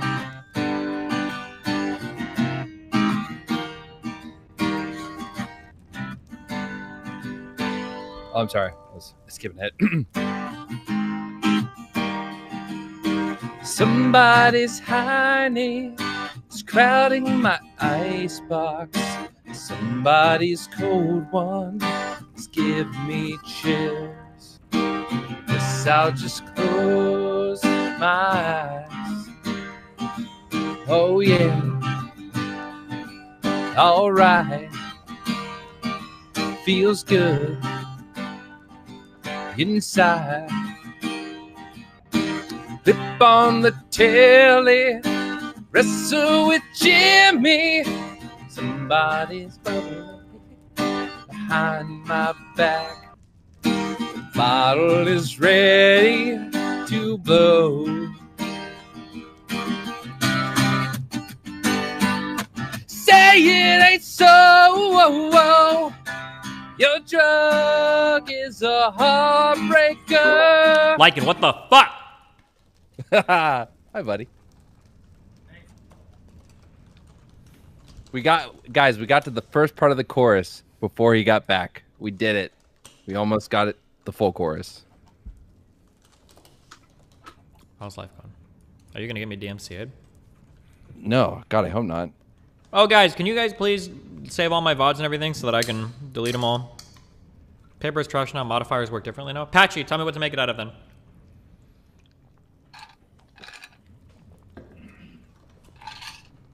I actually, like, right after that DMCA thing, I played, like, Save Tonight, and I was really worried you were going to get fucked for that. Yeah.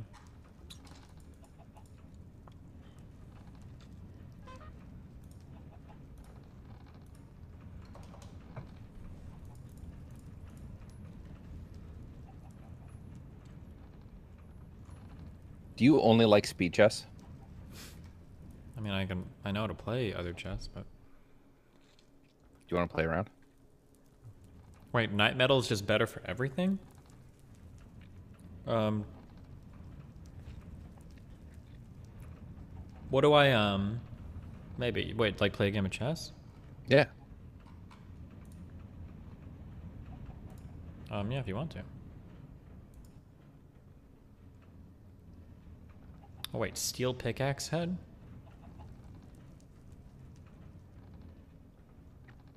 Wait, what do you use for modifiers? Oh. So just redstone and lapis? But this doesn't automatically repair it then, right?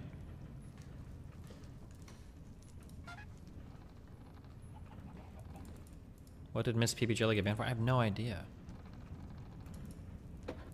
You gnome fuck! Modifiers are base, and you gain modifiers from leveling up the tool. Wait, but don't you... Isn't there a modifier that automatically repairs the weapon? Unless it's changed the modifier, you're able to repair them in the tool forge with steel ingots. Oh. So I just have to repair the head, right? I don't have to repair the binding and the tool rod? Okay, I think we have steel. Please tell me Moody Cakes made steel.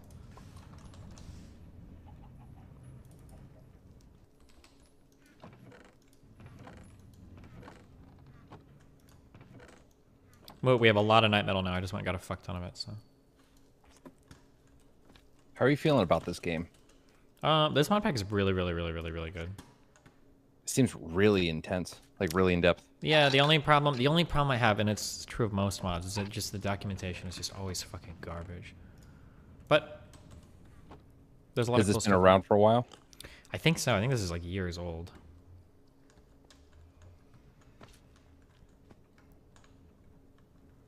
Oh, if you want to play a chess game, throw it up. Yep, I'm sending it right now. Molten steel.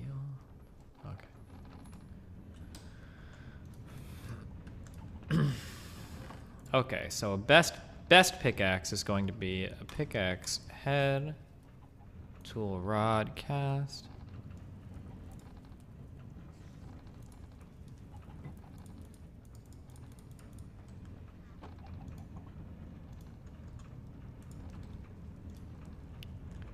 Okay, so I'm gonna do night metal for the binding and the rod. And then we're doing steel.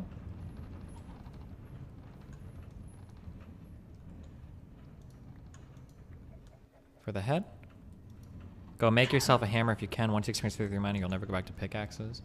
Wait, yeah, why are we using pickaxes instead of just hammers? Is there a reason, guys?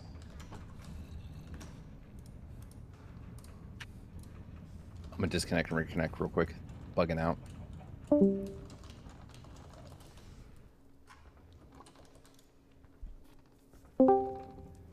Night metal head, paper binding, steel leaf rod, and a stack of steel leaf in the hotbar. Wait, what?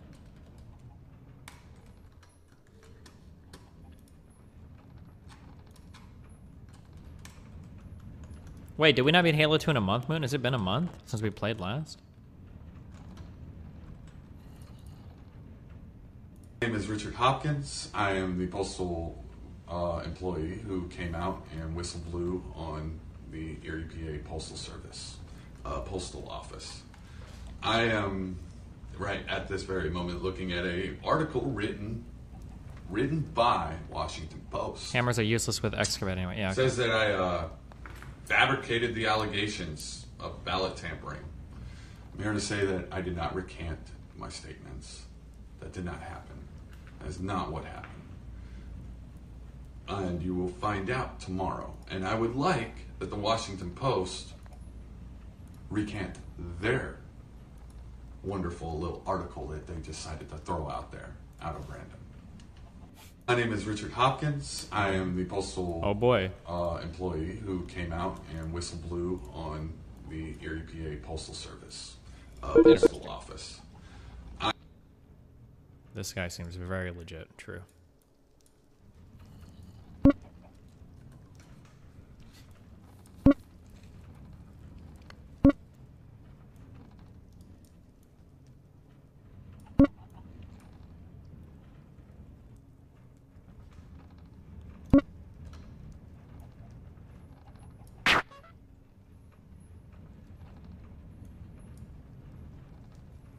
Interesting.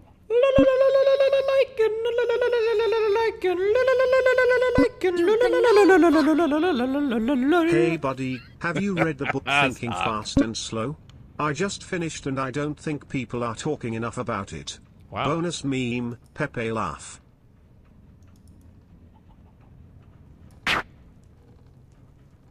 Fuck.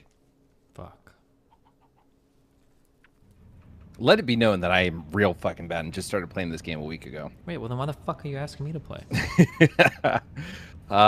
Someone in chat said you were bad. Oh, well.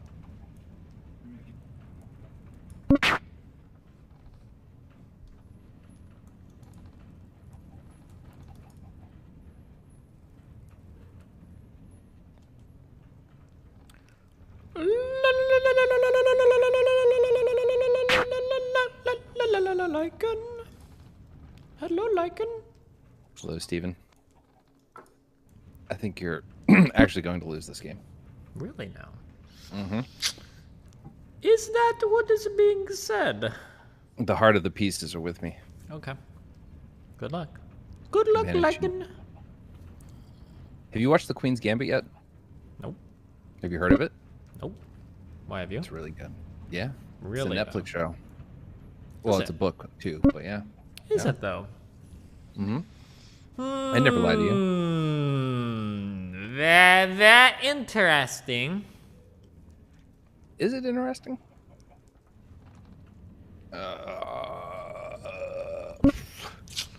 Ooh, very nice. Great success. Maybe. Maybe. Your pieces hang like vagine.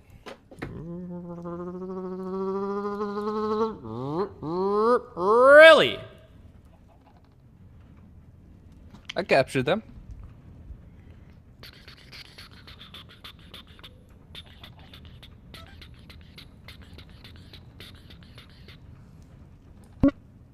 Fuck, guys.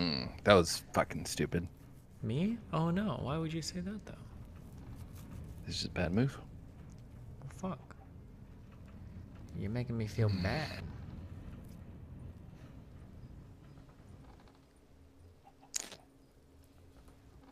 Fuck.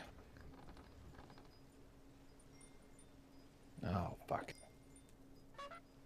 Actually, you might have me here. Oh, I don't think that was a good move for me though. Oh no, whatever.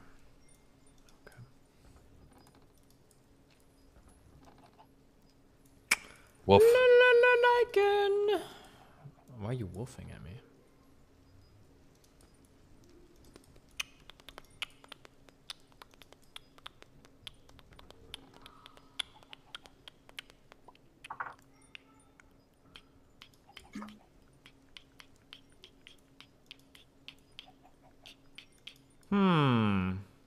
Oh.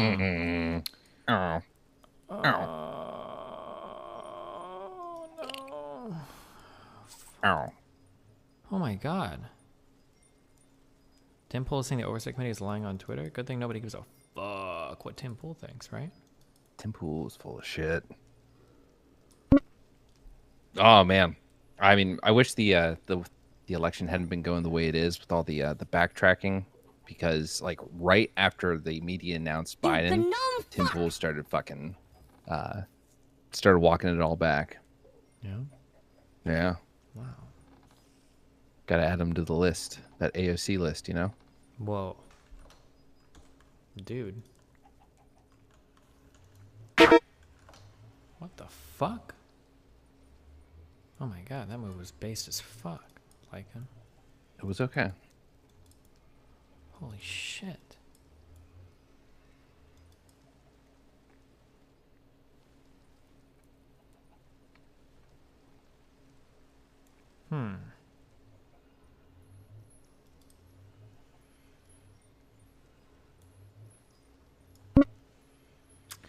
Okay, Lycan.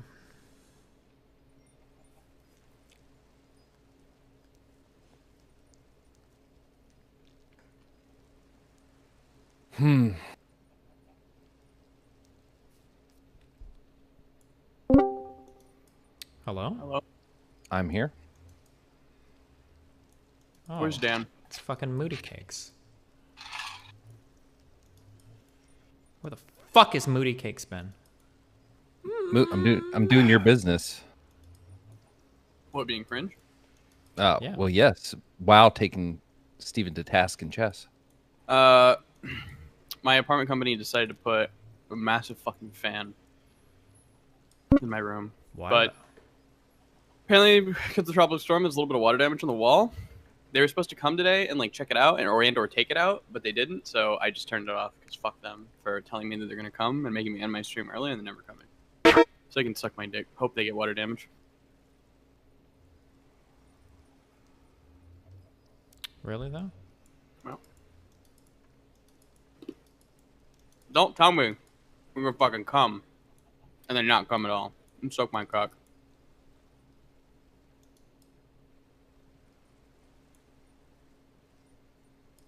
Excuse me, Moody Cakes. I'll turn it back on when I go to bed. I just wanted to come in and say hi. What'd you eat, Moot? Granola. Nice.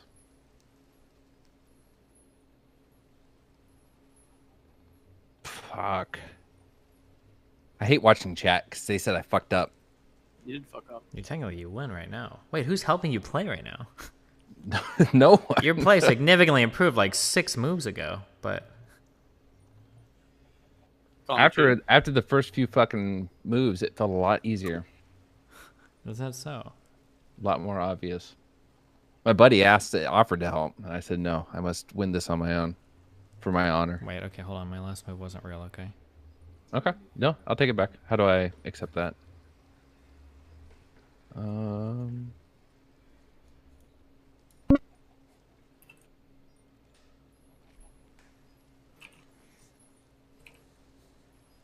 You know, I get my ass kicked by Chad all day, and then I play you.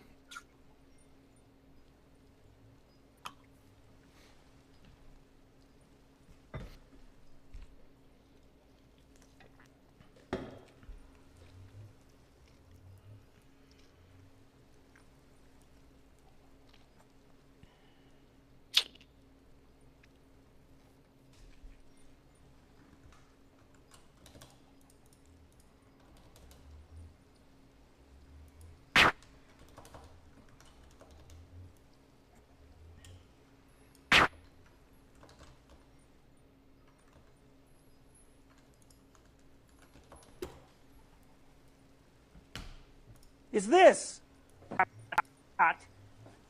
Is this? The rats are all like this. The rat goes like this. So the rat's like this. The normal rat is like this. That's the normal rat. Like this, like this. It sniffs. It's like this for quite a while. He's like this. And then maybe he sniffs. You are now a normal rat. Okay. Wait, what happened? Lycan? What?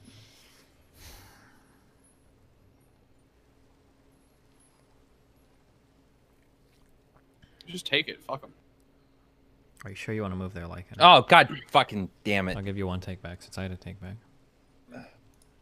Almost.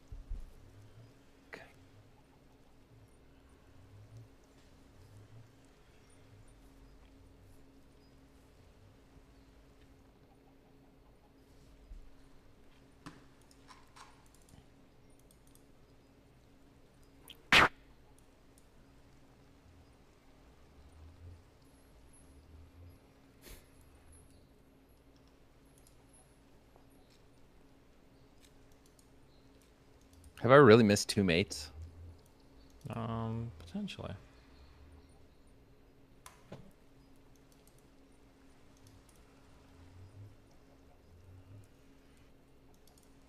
So the hard thing I find about learning chess is like someone can tell you, hey, here's StarCraft. You play Protoss. This is the build you do every time. And then you know these units shoot up, these units shoot down, whatever. And then you can kind of like learn from there. With chess, I feel it's very hard to learn your openers.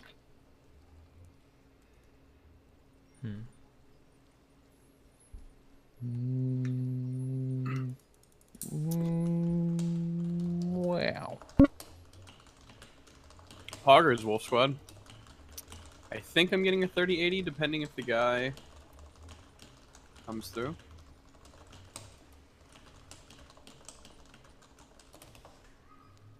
You think, wait, I'm sorry, say one more time? I'm getting a 30-80. 3080. The GPU? The fuck? What is a GPU?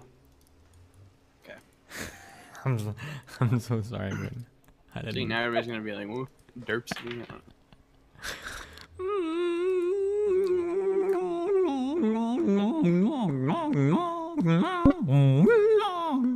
All right, Discord needs to add a recently closed direct message tab. So you can go back. Oh my god! When I'm doing my message at the end of the day and I go to delete one, but somebody messages me and then I delete a random one, and it was like, And then oh my god! Yep, you have no idea, and you don't even know who it's from.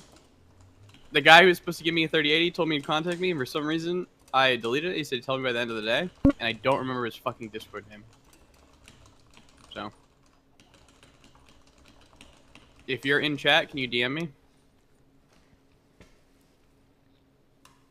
Mutin, no offense. Nobody wants to fucking DM with you. What is going on with my keyboard? Oh, fuck, okay.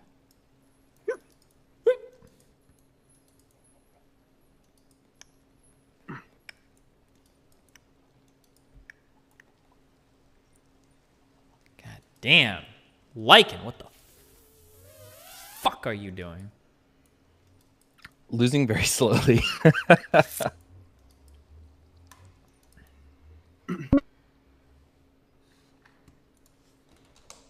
was told all this shit about trying to get all the pieces from the bottom to not be in the bottom anymore. That should be a goal I'm working on, and I'm failing it.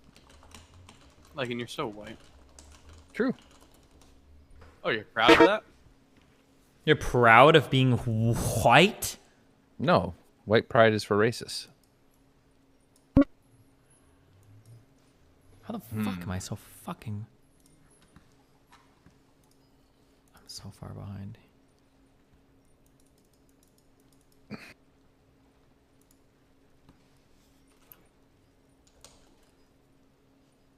They have reached out to me, chat. Who has reached out to you? I don't want to give you my contact's name. I gotta protect the source. Fine, like, let's fucking do it. That's what you want. So fucking badly, Lycan. Chat, we're starting the Dark Triad podcast. Basically how it's gonna go. It's gonna just be random days at random times whenever me, Destiny, and Steven, or me, Destiny, and Dan are in the call. We'll have like a graphic, and we'll just be like, you want to start the Dark Triad podcast? And, you know, shit. Throw out a spot with some work out everybody. We'll just remember the 3 shot. Do some good shit. Yeah? Yeah. That sounds like a plan, Mooten. What's wrong with my mic? Nothing. You just sound a little robot, you know? Is it the Chad mic? No, you just sounded a little robot-y for a second there. Okay, so you guys heard that too. Discord servers are fucking up. I heard that when Steven was talking earlier. I don't know. It's fucked.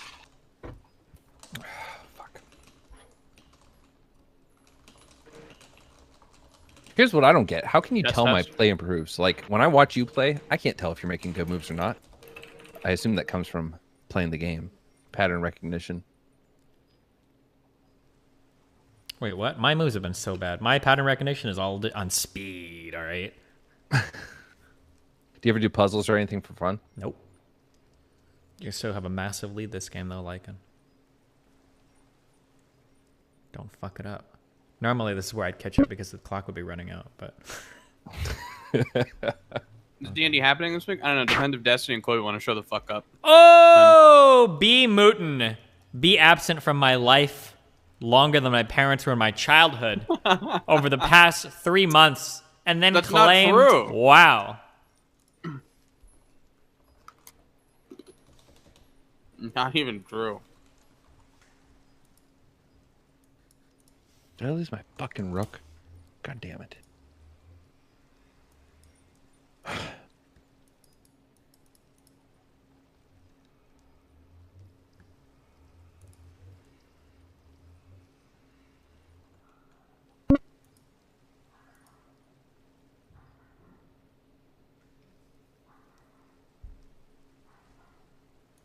Is the WoW event any good, chat? I assume not.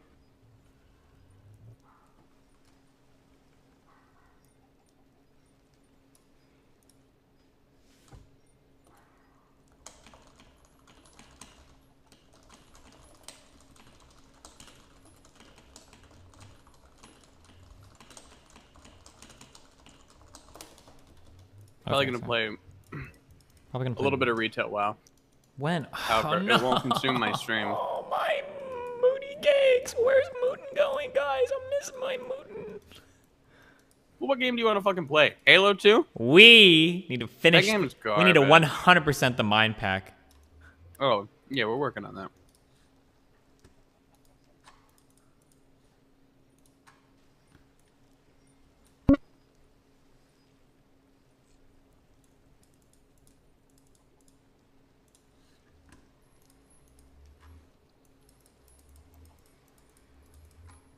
Oh, you lost the game. You're done. Me? Yep. Yeah. That was it. You fucked up. Well.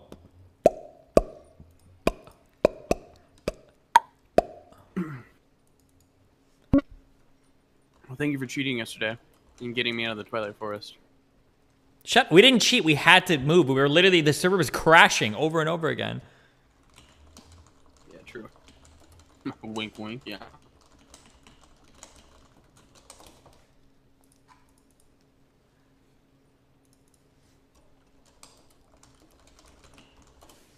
Are you sexting during stream? Yeah, your mom's just insatiable. Do you ever stress out about like the negative impact of what Trump did leading up to the election with regards to fomenting distrust in the election system, and then what's going on with all the pundits right now? Like, does it make you yeah, I mean, angry this at is all? like, yeah, of course, it's obvious what he's doing, but like, I try to balance This stream is brought this to you seems by like an sorry oh this fuck post moment in has been history. removed by the With moderators it of never our turns out to be that bad, /livestream but fail. eventually one day it's gonna be that bad. And I don't know if it's this moment. Like, should I be calm or should I be fucking losing my mind? I don't know.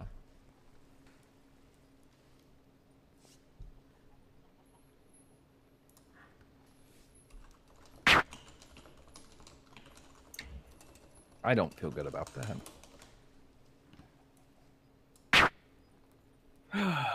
What, Mootin? Can a man not just sigh at the end of a hard day?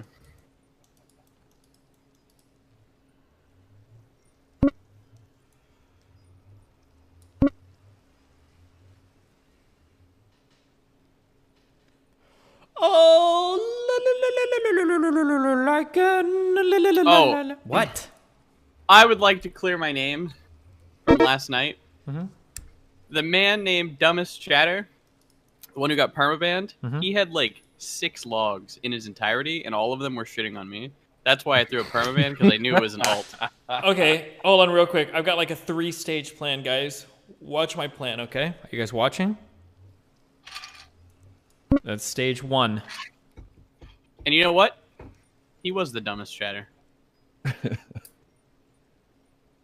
you have mate right now? No. No. Shut up, Mootin. I'm enacting my plan, okay?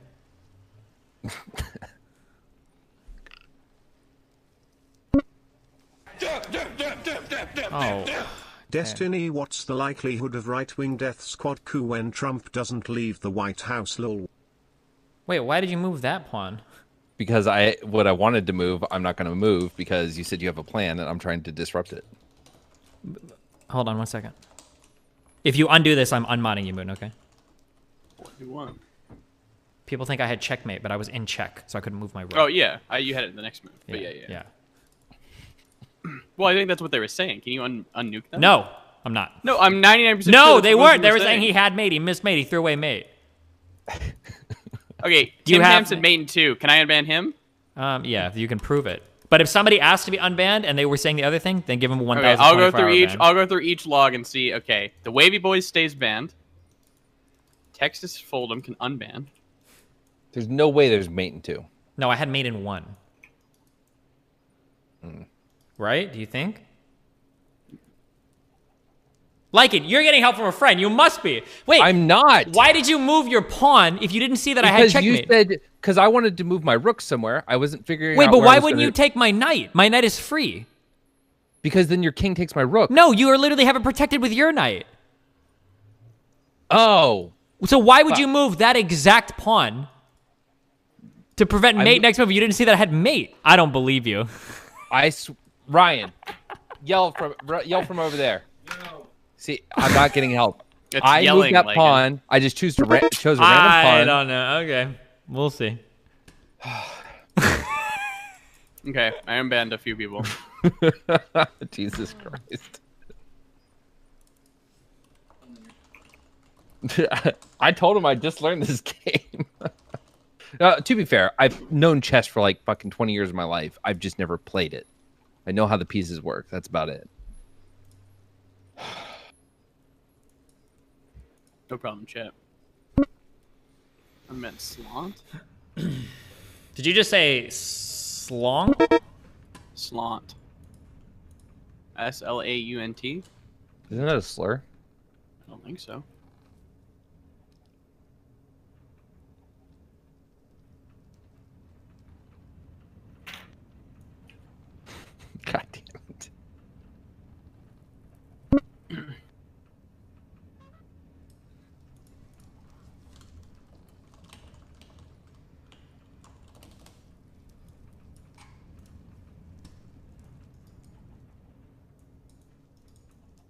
Do not Tony W me. Why not?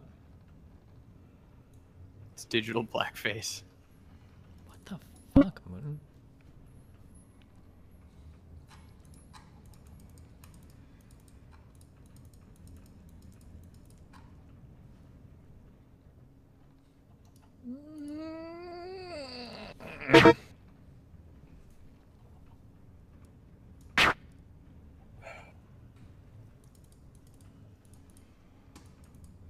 Too much honor to cheat you. You have no honor.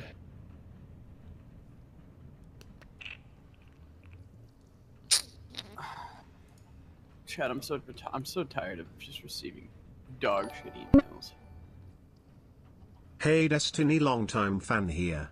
I know it'll sound oddly specific, but I can provide data that proves Biden probably has Wernicke's aphasia to a significant point. Can I send it to you on Twitter? That's a YouTube donut right there. That Biden has... No, Whether I this don't is a care. no-shit moment in history or not, it Good, shouldn't thank you, change what we do. That's a YouTube We donut, have to keep 100%. doing our part to fight for change. Do you find that you have more conservative people on coming from YouTube? Yeah, of course.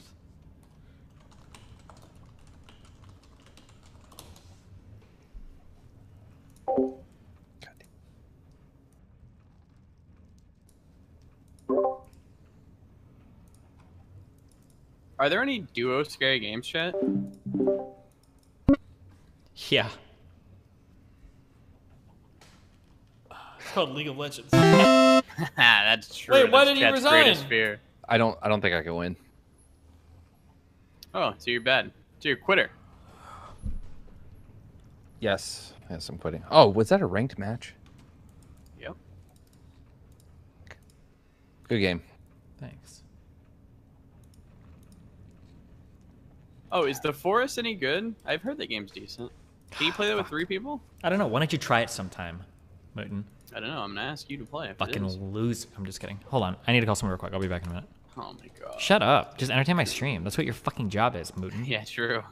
Sorry, sir. How you doing, buddy? I'm doing well. You, Unban me. I didn't say Destiny had mate. Are you a Mr. Mooten sub? Ow. Let's check his profile. Mutual servers. Not in my Discord server. Not looking good for that guy. Not looking good for him. He typed ew. Yep. Stay banned, bitch. You don't Only like Mr. Mooten subs get priority access to Mr. Mooten unbans.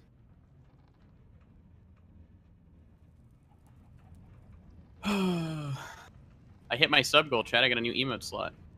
Congratulations. How many emotes? 29. That's a lot of fucking emotes. True. I remember back in the day when new partners only got 3 emote slots. How many do they get now? Like 5 at the start? Some way larger number than what I got. I don't know how many are open now, though. I should check that because I don't have any subs. It's called. I have 3 subs. Sorry, buddy. Augers. You gnome fuck! I wonder what the benefits to Yo a Des, sub-only long-time Discord is. fan, first-time versus spam. the non-sub-only. Doesn't seem like you get it. Well, less assholes. Maybe. Moon does a sub-only Discord, and I don't know. It's interesting. I'd have to think about it a lot. I mean, Trying to think if why there's not just have is sub-only any- channels? Well, so why wouldn't I sub-only the Discord at that point? I'm not going to sub-only my Discord. I'm just curious if there's like any actual benefit for it.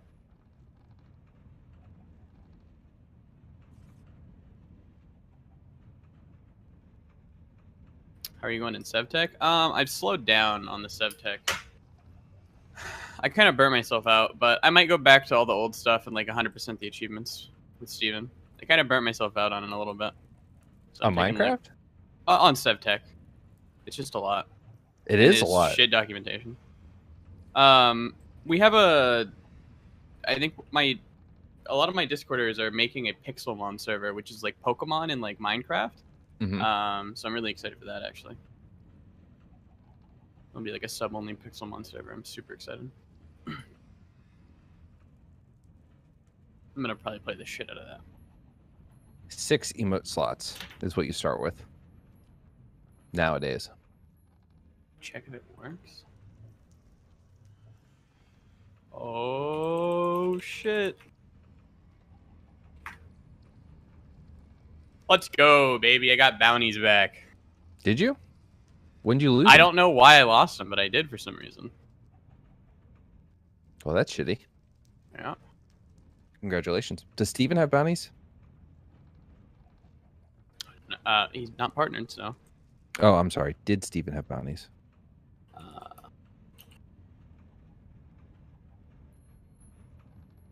I don't know. I don't think whatsoever. I didn't know if he got like Breaking fucked by like a news, ban or something. Stephen Bonnell recanted user bans, paid $777 by DGG donors. Angel Thump. For a while. You gnome fuck!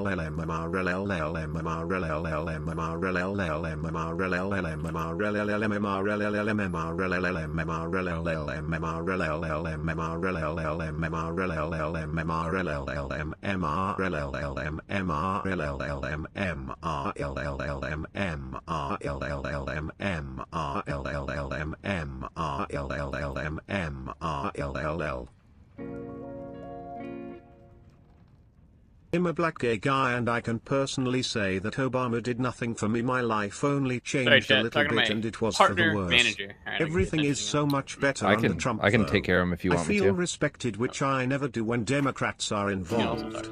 L_2? Are they just listening to 777 millimeters of mercury? Yeah. They're just listening to donuts, yeah. We can play some music over them donuts. Cry.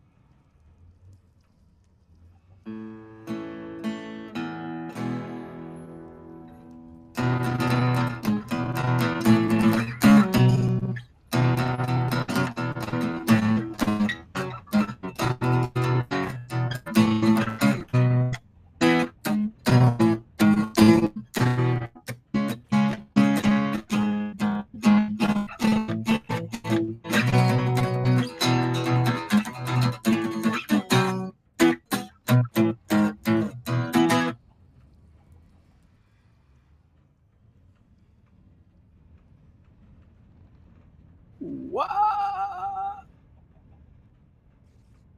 Wow.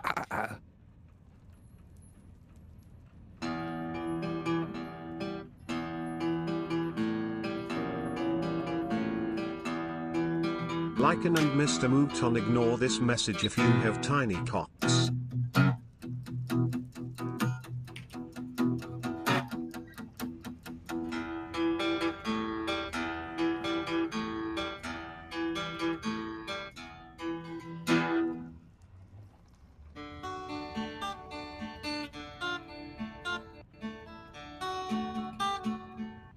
Oh, sorry. Can't do that one well, chat.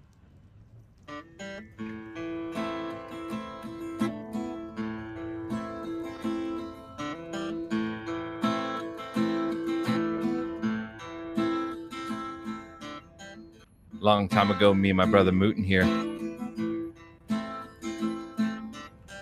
we was hitchhiking down a long and lonesome stream when all of a sudden there shined a shiny demon in the middle of the meme. And he said, Feel the best cringe in the world, or I'll eat your souls. Well, me and Mooten, we looked at each other. It's dead! Okay, we paid first to our heads. Just so happened to be the best cringe in the world. Was the best cringe in the world. Look into my stream and it's easy to see. 101 make 2, 2 and 1 make 3. It was destined. Once every 100,000 years or so, when the sun doth shine and the moon doth glow and the grass doth grow. Well, needless to say, the beast was stunned. Whip crack with his trumpet tail, and the beast was done. He asked us, "Be you angels?" We said nay. We are but cringe rock. Ah, ah, whoa, whoa, whoa, whoa, whoa, oh, motherfucker, whoa, oh, oh, whoa, whoa, whoa. This is not the greatest cringe in the world. No, it's just a tribute. Couldn't remember the greatest cringe in the world. No! It's just a tribute. Oh, I got off my timing. The end. Wow. Very good, Lycan. This is the greatest cringe in the world. No, this is a Lycan.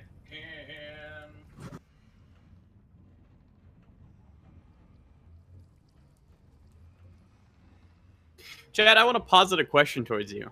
If you were a sub, let's say you're a sub on Twitch to Destiny, and let's say because of the adpocalypse or whatever, he has to run ads every hour for a minute. Would you care if let's say he always gets up during when he's running ads and goes and stretches and goes on a BRB screen.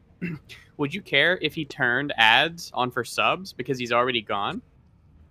Would it matter to you? It would give him, let's say it'd give him double ad money. No, yes. Okay, one white name said yes. I wouldn't care. Yes. I'm thinking about doing that for my stream. I make about, I don't know, $50 to $100 a day in ads now. And if I could double that, I mean, I think that'd be incredible. Like, I mean, that'd be fucking nuts. That's pretty sick. I'm curious about thinking that. Ads for subs? Well, they're not going to be there. I mean, I'm not going to be there anyways. They're not going to miss anything. I'd be a little annoyed, but whatever.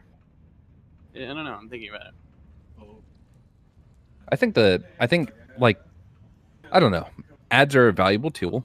It's a great way for you to, add to your revenue.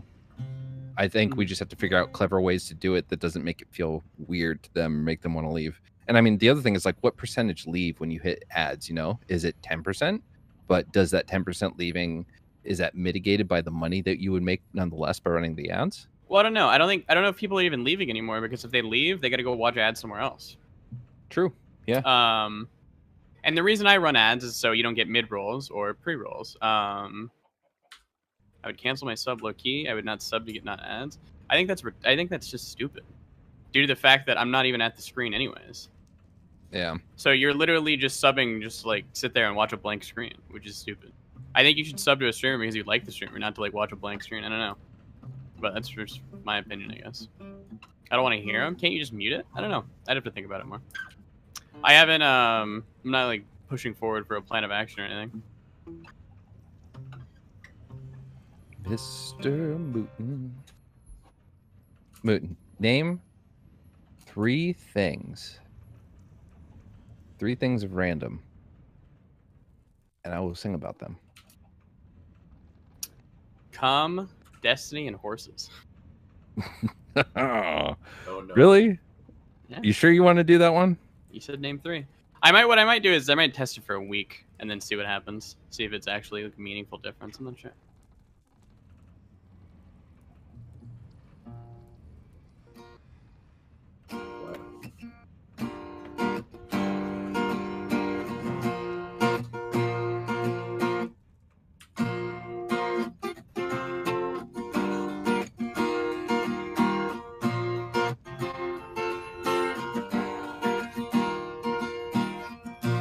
Steven likes to sleep in late. Steven likes to ejaculate. Steven likes to go on dates. Steven likes to masturbate. One day, Steven's gonna get a little freaky. No, he's not gonna have a drink that looks like a tiki. He's gonna go to a farm and debate whether it would do harm if he were to go down on a horse. Peter would say, of course. Would he send a distress call, SOS in Morse? And would Steven feel remorse? I don't know, I don't know. 30 seconds is gonna blow. Is this cringe enough?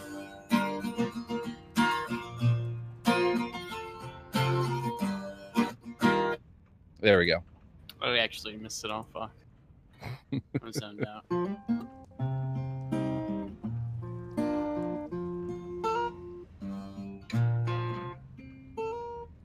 Fuck, I guess my big issue is if it even messes up the stream for one sub, is it worth it? I don't know.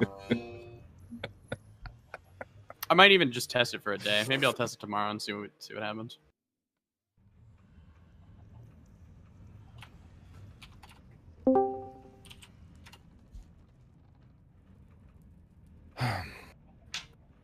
I just woke up to that song, I'll have you know. Was it good? I had a couple brain cells left from Zerka yesterday, but you know, I think I'm happier this way. Did I miss some Zerka memes last night? Dono to wall. Feels good, man. Still Dono to wall. Oh, yes, hello to wall. It's me, Mr. Moon. Paris rhymes with Paris. She came and talked shit about my song and I'm embarrassed. Maybe I shouldn't take cringe advice from Mooten.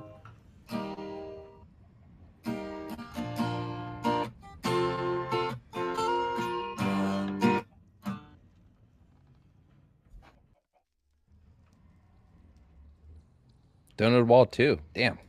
Or just leave the animals out of it, you know? I just want to know that I didn't bring them into this. I believe democracy, so strong agree. Leave animals out of any and all songs, especially involving what was the material previously mentioned. I was given Yeah, clay. that's stealing. That was Mooten's material. Well, he gave me the clay. I made the bricks.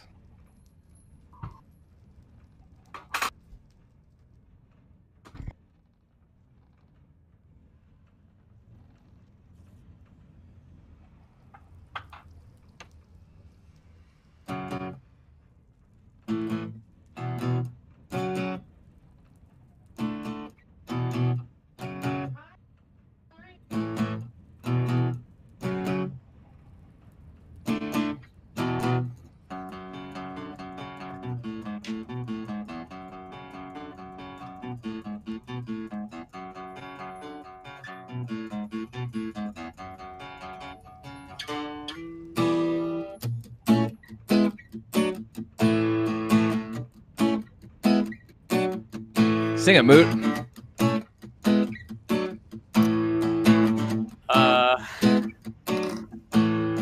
Crazy. Come on, Moot. I don't actually know this song.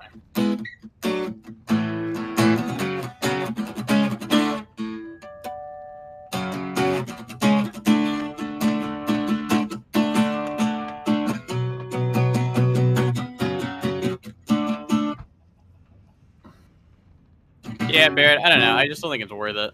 I don't even know if it's worth it to test. I feel like I'm going to piss too many people off if I do it, which would be annoying. If you do what? So when I run ads, I get up from the PC and I run 3 minutes ads every hour, and I do nothing.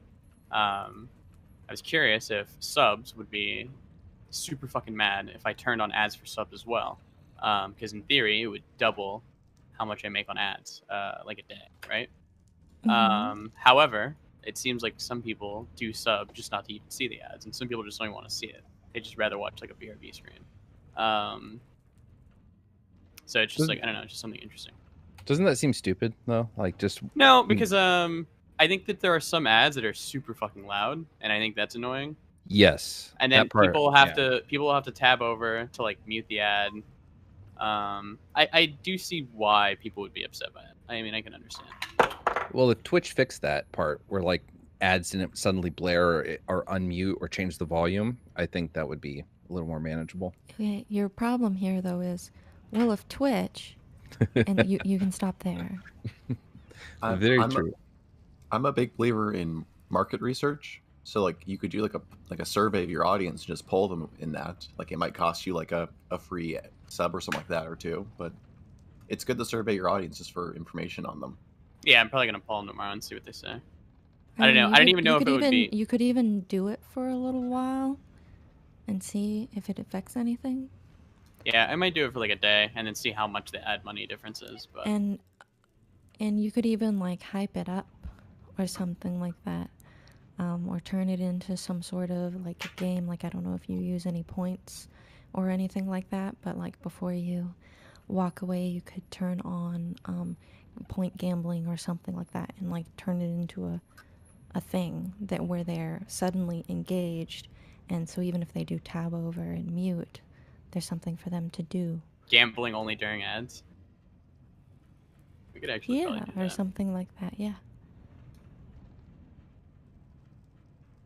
Ad time, poggers, gambling time. Yeah, Gamba. True. It's a good idea.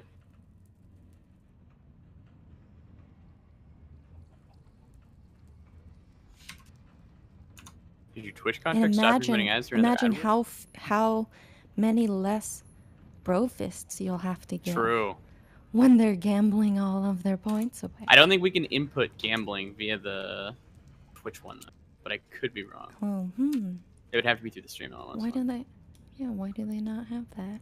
It would be a good idea, yeah. Kevin made a poll on Discord this morning. Oh, do we have the results? Where's the poll? Subs only. Oh.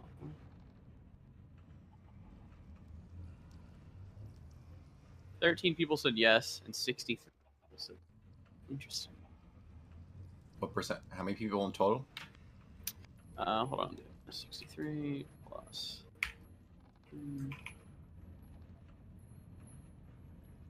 82% of people wouldn't care from that poll. Well, what was the size of the poll's population though? 76.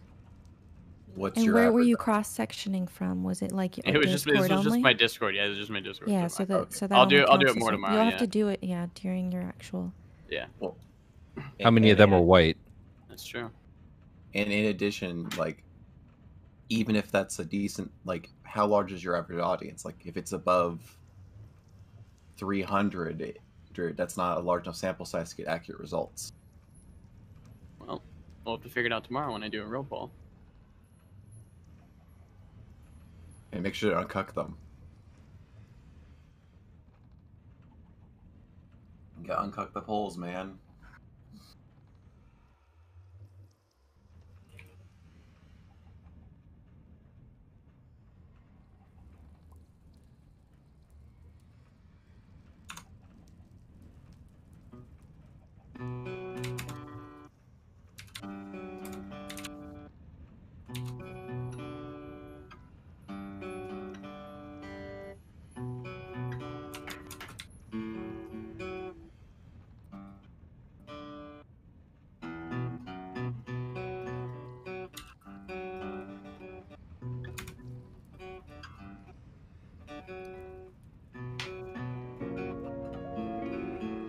Sorry, pulling that one out of Imagine my having the gall to believe that the Tony W emote is actually good.